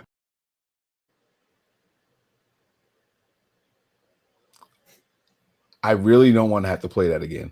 His nonverbal communication tells you a lot. They trading Jimmy G, and they getting Deshaun Watson because the way he brought his name into the play, that's what they looking to do. Guys, come on. Does Raheem Mostert believe that Jimmy G is the guy? From what I could see, he does not. Okay, I agree. He didn't even look into the camera eyes. Right. Tony, what do you think from what Raheem Mostert said? Sound like he read off the script. Exactly. These are the things I can say because he's still on our team, and I'm going to support him until he's out. You have to protect him until he's out. And he threw the word business around a lot. So yes. And you could tell him and Jimmy, they don't got no personal relationship. Watch the next clip you about to post. You can see there's a big difference between relationships. Watch. Yo. There's another one? Oh yeah, I got I got another clip. Mike did some. Oh, y'all thought y'all was just jumping in the talk today? Oh no, Mike got some stuff for y'all today, baby. Oh yeah, I've been getting busy, man. Hey, wait, okay. Widow Wolfie. Thank you for the contribution. We really do appreciate it. Breezy, if you you playing, never mind. What quarter is it, bro? I'm good. I could do what you need me to do. If you could keep an eye out, Widow Wolfie, if you wanted us to read something or respond to something on the air, please type that next. We will be looking for the green W with the YouTube sign so we know it's you. Just come on, bro. Like Raheem Mostert said, hey, Jimmy's here and I don't have any control over that. But those mobile quarterbacks look pretty damn good. But Jimmy don't do that. But he's my guy. He didn't even say mobile. He said Deshaun Watson. Right. But he said the league was going to mobile quarterbacks. Yeah, but then later on he was like, but those mobile quarterbacks are looking pretty good out here, But Jimmy's my guy because I don't control none of that shit. Like he's here, so I'm gonna ride with Jimmy because I don't have a choice. And then there's the business side of the things that y'all don't know about. Like we don't know about the ins and outs of the. You know about you look up Spot Rack just like we do, mother sucker. You need to know. Yeah, Mostert is done with Jimmy. Y'all ain't gonna say it. Y'all not gonna. Tony, how does Raheem Mostert feel about Jimmy Garoppolo, bro? He pretty much said it himself. I think. I don't know. I don't know, man. This shit's crazy. I just want it to be over, yo. Just say it's Jimmy, so we could stop. I've never been like I'm getting to the point where I don't give a shit no more. Like I don't even care. Like let them do what they want because I've never seen anything like this in my years of being a 49er fan. I've never seen it. It's like a fucking soap opera. Like I don't know. All right. And there's a flip side, like Wayne said. There's one more clip. I'm going to play this one here again. I guess it's even worse. Here comes Old Spice. What did you say? Said here comes Old Spice. Yeah, this guy is. That's another show for another time. I told you how I feel, but we'll see. Again, the question is about how you feel about Jimmy Garoppolo and all the trade rumors, and is he the guy? And that just here it is. I haven't really heard anything. I was in Cabo for a little bit, and now I'm in Tennessee working on a house. I'm sorry. I'm gonna just stop him. You haven't heard anything? Bullshit flag. Just straight off the bat, you haven't heard anything. They don't have the internet in Cabo. You guys are missing one big part of that whole thing. He said, I'm going to play more. There's more to it. Oh, wait. He said he's in Cabo. You know who was in Cabo with him? Nick. Yeah, Juice and Coach. My bad. I thought you were going to play Nick. Kyle Shanahan and Juice. So, whatever. So maybe they didn't hear about it either. No. So ask the question. So where was Jimmy, right? Say it. I'm not going to say where was Jimmy, but I'm sure it was being – come on. Whatever. You guys are chilling in Cabo, right? Where was Jimmy? Where was Jimmy? Okay. All right, cool. I'm going to play it again. He hadn't heard anything. He don't – this guy has the biggest tight end contract in NFL history, and he can't afford international data. He's in Cabo. He didn't hear anything. Okay, here we go. We're gonna get. Wait. Let's get the Wolfie. You didn't have to make it. I can't. All right. He says, don't trade up. Keep Jimmy. Restructure. Later round quarterback. give him his healthy weapons back, pick up better right tackle. You know what? I like everything Widow Wolfie says. I'm not going to lie to you guys. Tony, you and I were talking about it. Give me a 1 or 2 year guy. We can draft somebody in 3rd or 4th round, let them learn and coach up for 2 years, and then put them in there. We tried that with CJ Beathard. No, you got to listen. If you're going to do that route, you got to take somebody in the 1st round. Yeah, you got to take the upper echelon of the quarterbacks. You can't draft no project. Yeah, that goes back to what we saw earlier. How many of your top 10 quarterbacks got to the Super Bowl? You're not taking a first round. But you don't have to take a top. You don't have to take a top 10 quarterback. You could get your Mac Jones later in the draft. You could get like those guys are still upper echelon. They're just not going to be your top 3. So you can still. You think you have to take a quarterback in the 1st round, let him sit 2 years behind Jimmy? Would definitely a year. God, Jimmy Garoppolo's not good. What do you like? That's my point. If I'm taking a guy in the 1st round and he can't take the job from Jimmy after the 1st year, I messed up with the pick I took. I understand Love not being able to beat out Aaron Rodgers in year 2. Aaron Rodgers had an MVP style season this season. Jimmy Garoppolo's not playing close. He's not sniffing that. He's not. If you're telling me that we're picking a guy in the 1st round and he can't beat out Jimmy Garoppolo come year 2, we picked the wrong guy, guys. Come on. Are you serious? All the trash we've been talking about Jimmy all night. Now all of a sudden it's okay for Jimmy to stay ahead of the guy. I told you, if it was up to me, I wouldn't bring Jimmy back. But unfortunately, they're going to bring Jimmy back. So you still have to get somebody. Me, I wouldn't go any lower in the 2nd round. But the problem is going to be there's going to be a run on quarterbacks where you need to take this guy. If you're in the 2nd, you have to trade up into the 1st to get him. Just like the Baltimore Ravens did with Lamar Jackson. Perfect example. Okay, behind Flacco, he took over when Flacco left. But still, what they did was they traded from 2nd round to 1st round to get the 5th-year option to lock him up. This is what needs to happen. Like, I agree. Maybe Chinese. I don't know. I don't know what more. And like, I know Brian's saying you guys think the offensive line needs to be better and addressed. But if you look at the Super Bowl year, you swap Staley for Trent. You still have Laken Tomlinson. Ben Garland was the center. You put Brunskill at guard, and you had McGlinchey at right tackle. This is the same line. The problem is the effing quarterbacks that we have stand there like the fucking Statue of Liberty. So what do you think is going to happen? Oh, I can't. I got to stop this. I got to take a vacation. My country, 'tis of thee. Sweet land of liberty. Hey, guys, quick question. What color was the original Statue of Liberty? Ooh. Bronze. Copper. Yeah, it was brown. It wasn't green. Aren't y'all fancy? All right, back to this clip. I'm sorry. Here we go. I haven't really heard anything. I was in Cabo for a little bit, and now I'm in Tennessee working on a house. I definitely see Twitter, likes to talk, and in my opinion, that's about all it is. It's talk and it's chatter, and the Niners are in the playoffs this year, so let's look at the biggest headlines and what else is there to talk about except for our handsome quarterback Jimmy G.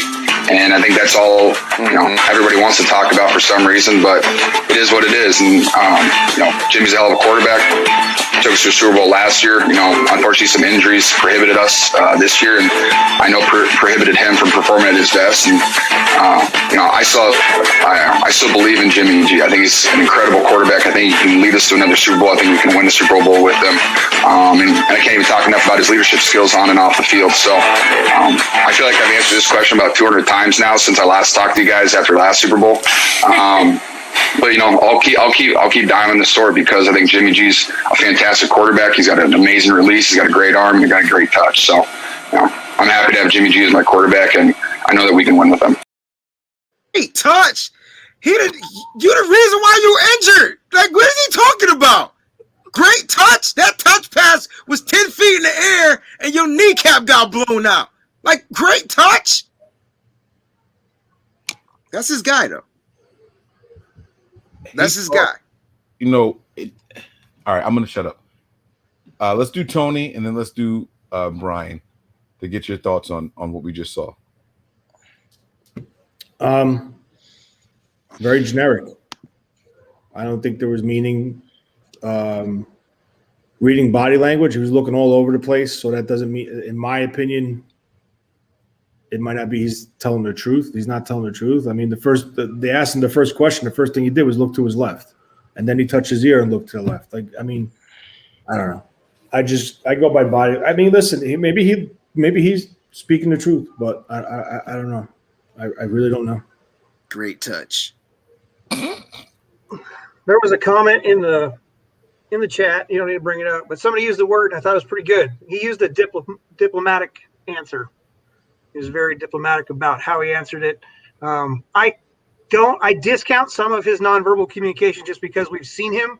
He is so not hyperactive, but twitchy, I guess. I don't know. You can't read him the same way as you would somebody like you wouldn't read Mostert like that. If he's making those blatant eye movements or touching things or nose, mouth, whatever you want to go with, that would say that he might be not giving us the full truth of what he actually thinks, but he's just answering it. I think that's not how.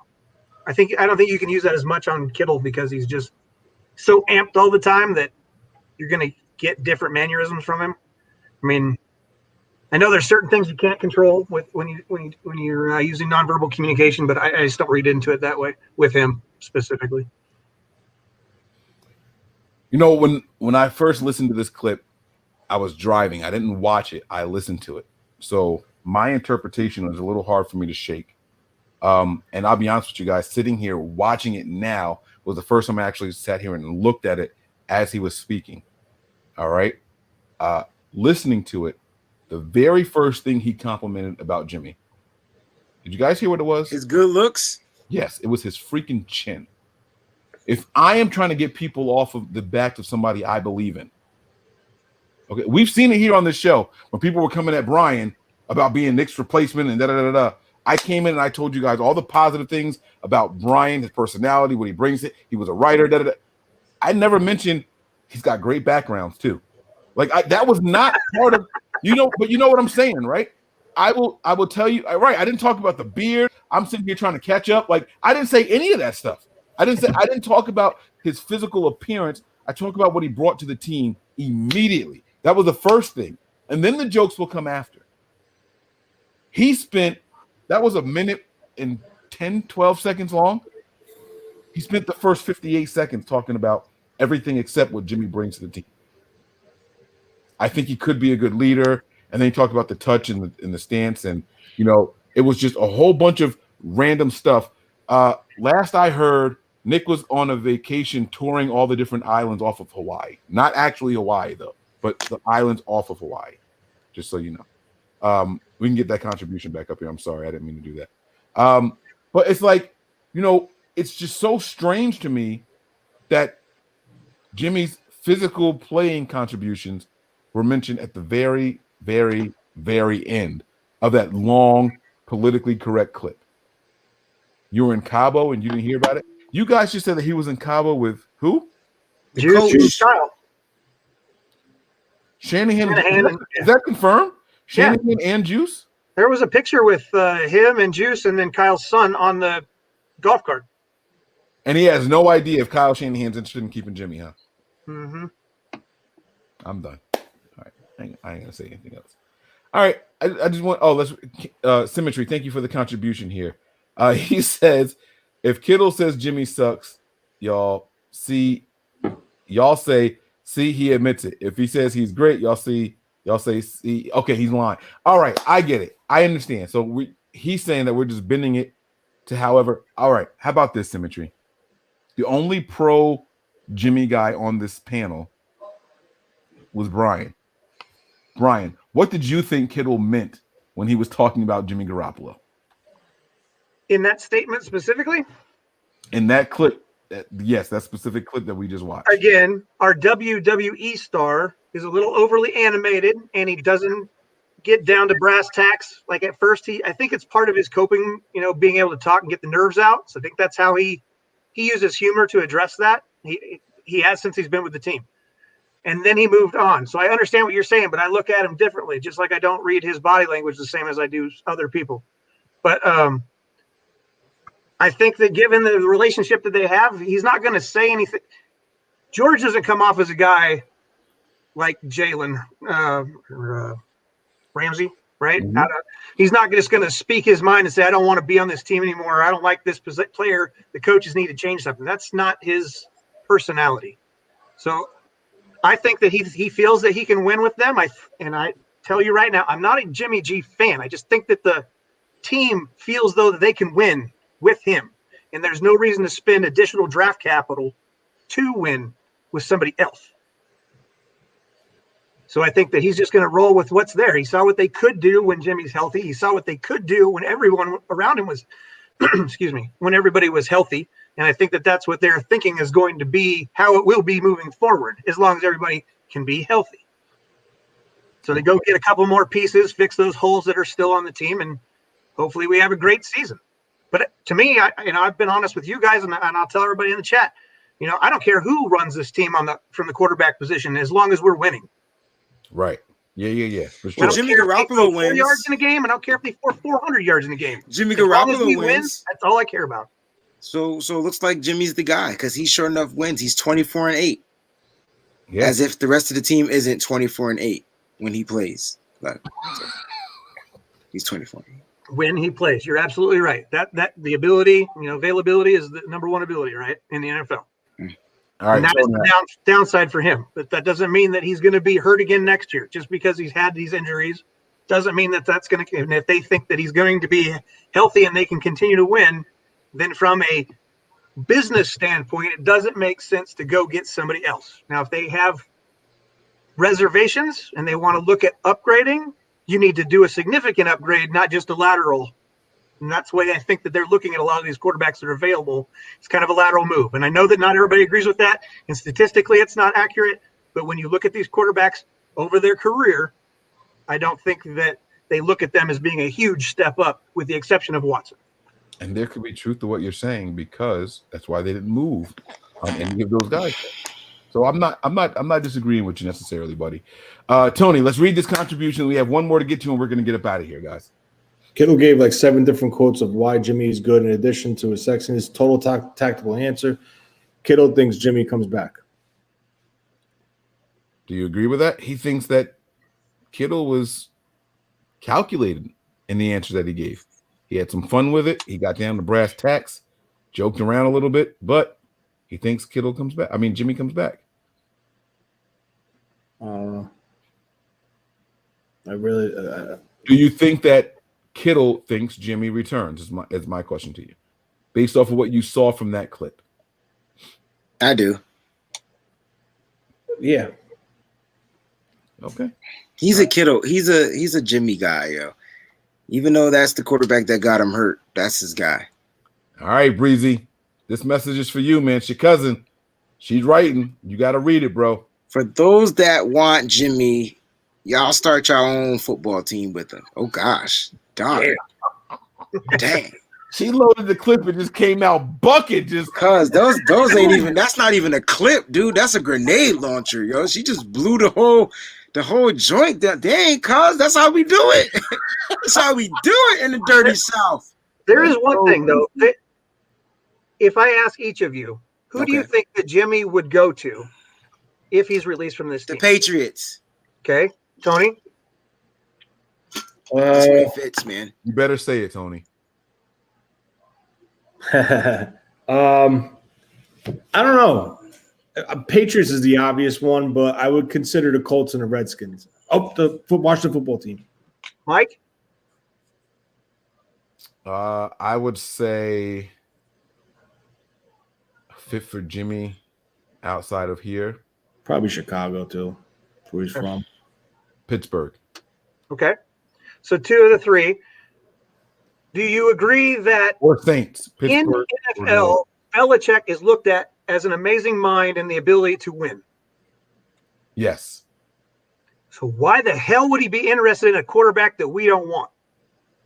Because it's a quarterback that he drafted. Why does he want him? That's all I'm saying. I'm not a Jimmy G fan. I just want to know the answer to that question. Why Jimmy's would not succeeding in Kyle's no longer wants?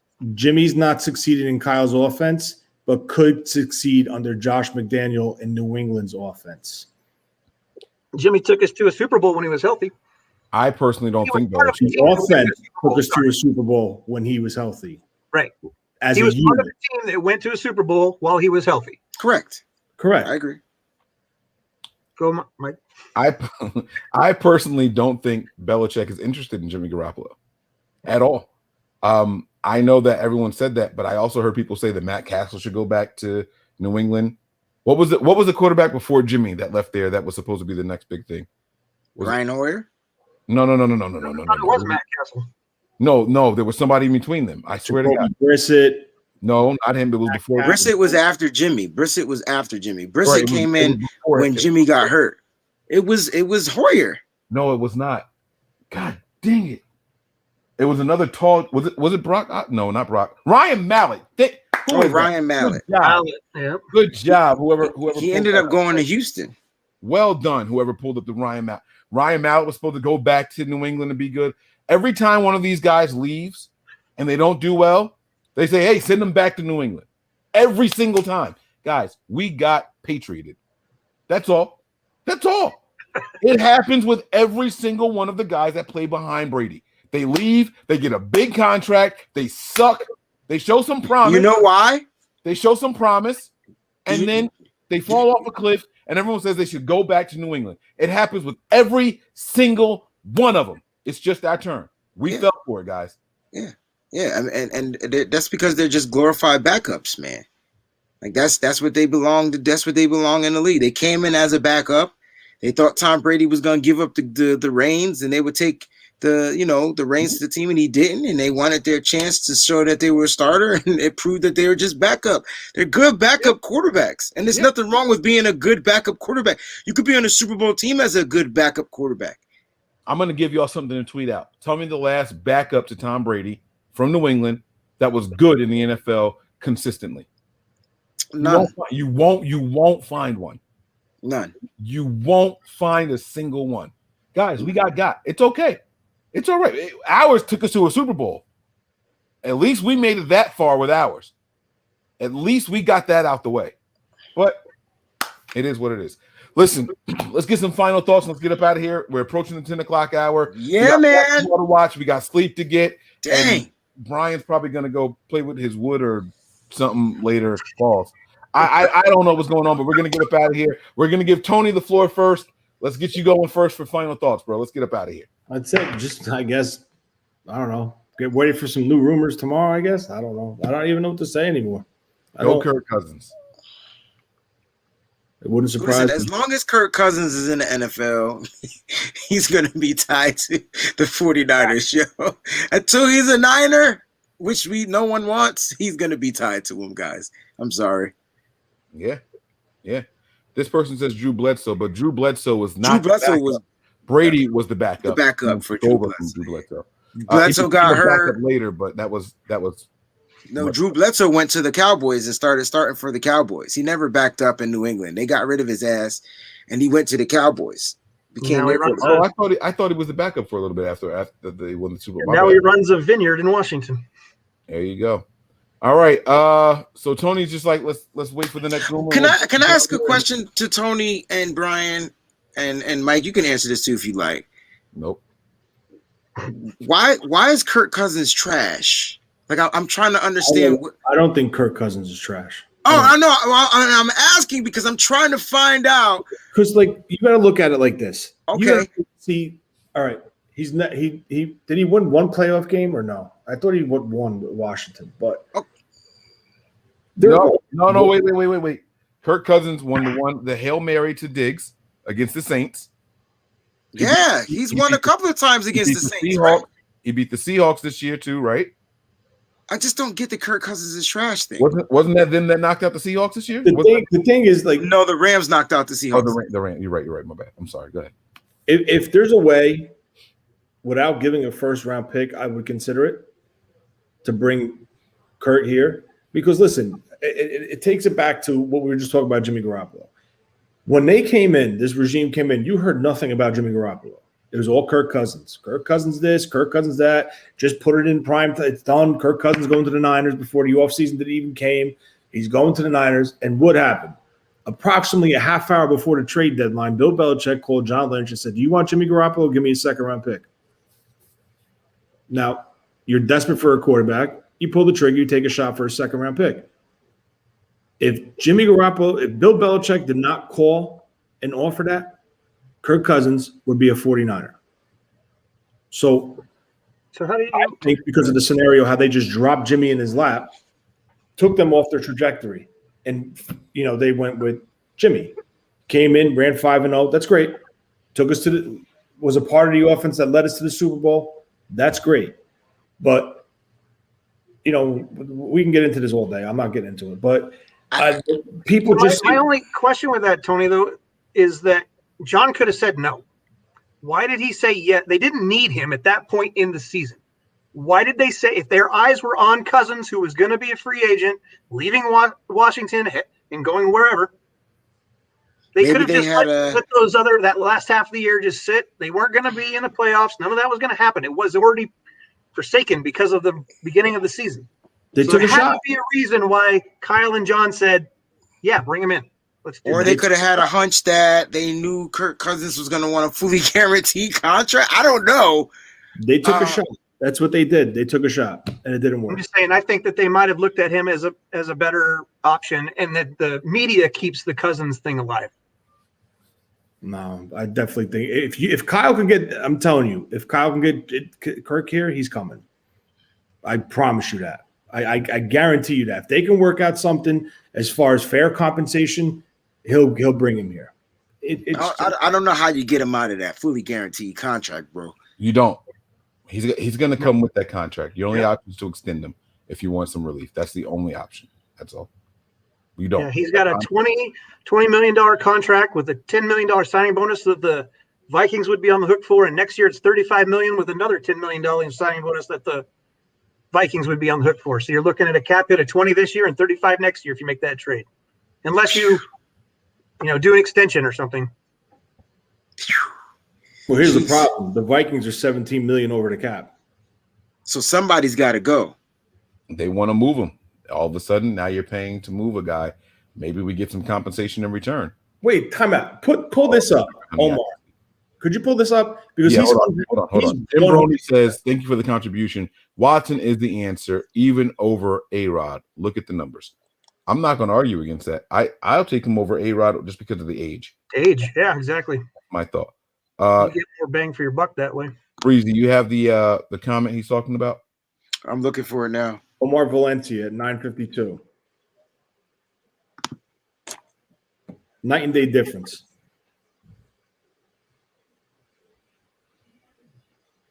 You watch him. Why are we? What was the injury in New England? Shoulder. Okay. But he's a Omar Valencia. So are you going to say that pre-ACL Jimmy was better than Cousins? If Cousins is your guy that you've been wanting since you left Washington? No, what I'm saying is Jimmy pre-ACL moved around the pocket. Jimmy pre-ACL allowed receivers to get open and create space. Jimmy post-ACL does not move. And this is why they probably want to move on from him, like I said, because they can't recover from this particular type of injury. Mentally. He's out there physically, but mentally he won't move. He's the Statue of Liberty. All right, man, I'm out. Bam Bam still posting contributions. Blank. Shooting blanks. All right. Hey, Sean, man, I'm sorry, bro. They got you. Sean, they got you up out of here, man. Brian, any final thoughts, bro? Let's get up out of here, guys. Nope. Just watch the rumor mill. It's going to continue to go until they make a move. Like I said on Twitter, where there's smoke, there's smoke. Until that contract's signed, it don't matter. Sources or no sources. My man said where there's I see you throwing shots. I like it. Yeah. Let's go. I heard it. Okay, where there's smoke, there's smoke. I like that. Breezy, final thoughts, man. Let's get up out of here, bro. Go home. Oh, man. I just want it to be over. I'm just tired. I'm tired of arguing. I'm starting to curse at people on Twitter because they cursing at me. That's just taking me out of my character, guys. Come on, man. We got to do better. Yes, it is, Mike. It's definitely taking me out. When I have to sit there and tell somebody don't talk to me like that because I'm a grown ass man, I will punch you in the mouth. Like that's bad. Wait, like you know what I mean? You that to somebody? Yeah, I didn't mean to, but it just happened. But my thumbs got away from me. This was earlier, and then I felt bad after it, and I was like, I hope they respond because I really didn't. You know what I'm saying? I don't want to get down like that. But yo, come on, man, we gotta keep like. Look, I think I mentioned something about trading Bosa for Watson and then picking up some guys at free agency. And I mentioned Jadeveon Clowney, and they were like, oh, Jadeveon Clowney, that's like trading aluminum foil for gold. Well, you're not trading for Jadeveon Clowney. You're getting platinum for gold, and then you're going to go ahead and just reinforce on the defensive line. I mean, that's what you got to do, supplement free agency. Man, you should see some of the comments, bro. Yeah, what I will say is this, guys. This is going to be my final comment on everything. To the panel, to the people watching, and to the faithful out there everywhere. We are all passionate about this team, and we all feel like the conclusions that we come to are probably the best for the team. The problem is that we all come to different conclusions, so be kind. No one is doing anything out here out of malice. We are not trying to get on each other's nerves. We just think that our way is probably the best way because the Niners haven't done it the way we want to yet. You want to know why they haven't done it the way we want to yet? Because they're smarter than all of us. So they're going to do it their way. And they're going to continue to do it their way. And guess what? We're going to complain about it. We're going to moan about it. But when they start winning, we're going to be like, let's go. I love this team. I don't know if they're smarter than all of us, Mike, but they definitely get paid to do it. You don't think so? I don't know if they're smarter. Let me tell you something. Tony, you guys are pretty smart. You know what I'm saying? I get that. And if you guys had the opportunity to go out there and work, I guarantee you guys would be doing something. Now, I'm not saying that they have full control over some of the stuff. You might not have full control, but I'd have been fired. Damon Arnett would have been a 49er last year. Henry Ruggs would have been. I was drafting Trayvon Diggs, bro. Like we would have had some players, dog. No, they'd have been like, yo, they'd have called security. Come get Mike right now. Somebody come get Mike right now. Like they'd have been got rid of me, bro. I know for a fact my ass wouldn't have lasted a week in that office, bro.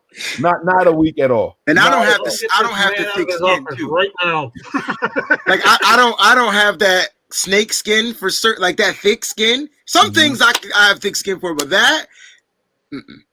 Oh no! I fired me because I'd have been like, I can't keep secrets. Fuck. Sorry. Right. I can take criticism. I can manipulate. I can get along with anybody. I just think that some of the moves that I would make maybe might not be, with hindsight, it probably wouldn't have been. Alec Jorgensen would have still been on this team. Torgensen would have been on the team. You know what I'm saying? Brock Rudder would still be in here. Like I'm just telling you guys that I know some of the decisions that I would make. These guys aren't even in the league anymore. Forget on another roster. They're not even in the NFL anymore. I'm telling y'all, like this is just, I am who I am. Bryant if it was up to me too. Look where he's at. Right. So, it is what it is. So, it's all good though. But guys, there's a reason we say stay faithful at the end of everything that we say. All right. Continue to support each other. We're a fun-loving community. We're a passionate community, and passion brings out emotions. Emotion brings out the cursing that Breezy is talking about. Stay patient with each other, guys. The season will be here before you know it, okay? And we are looking to get better. That number 12 pick has something special, and I believe the Niners have an ace up their sleeve. It would have been dope if I had a card right here, right? When I did that, that would have been fun. Like if I set that up for the end of the whole show. I'll be calling you Gambit, bro. Yeah, that would have been dope. All right, I'm gonna have to run that back in like 50 episodes where nobody's expecting it then, all right? But yeah, so that's gonna do it for us here tonight. We thank you all for being patient. Tony, I know you're tired and you got work very, very early in the morning. Thanks for rocking out. Breezy, I know you got a game to get to. And Brian, I know you want to go play with your wood. So we're gonna get up out of here, guys. Thank you all for being on the show. I appreciate you guys. Let's do it in this order. I'm gonna point to the guys. Ready? Prepare for glory. Anticipate pain. But always Made faithful. There it is. I couldn't tell Mike's hands was going down or up to the side. Like whatever, yo. I was in the corner. Don't ever point again, yo. Just go in freaking chronological order. Peace.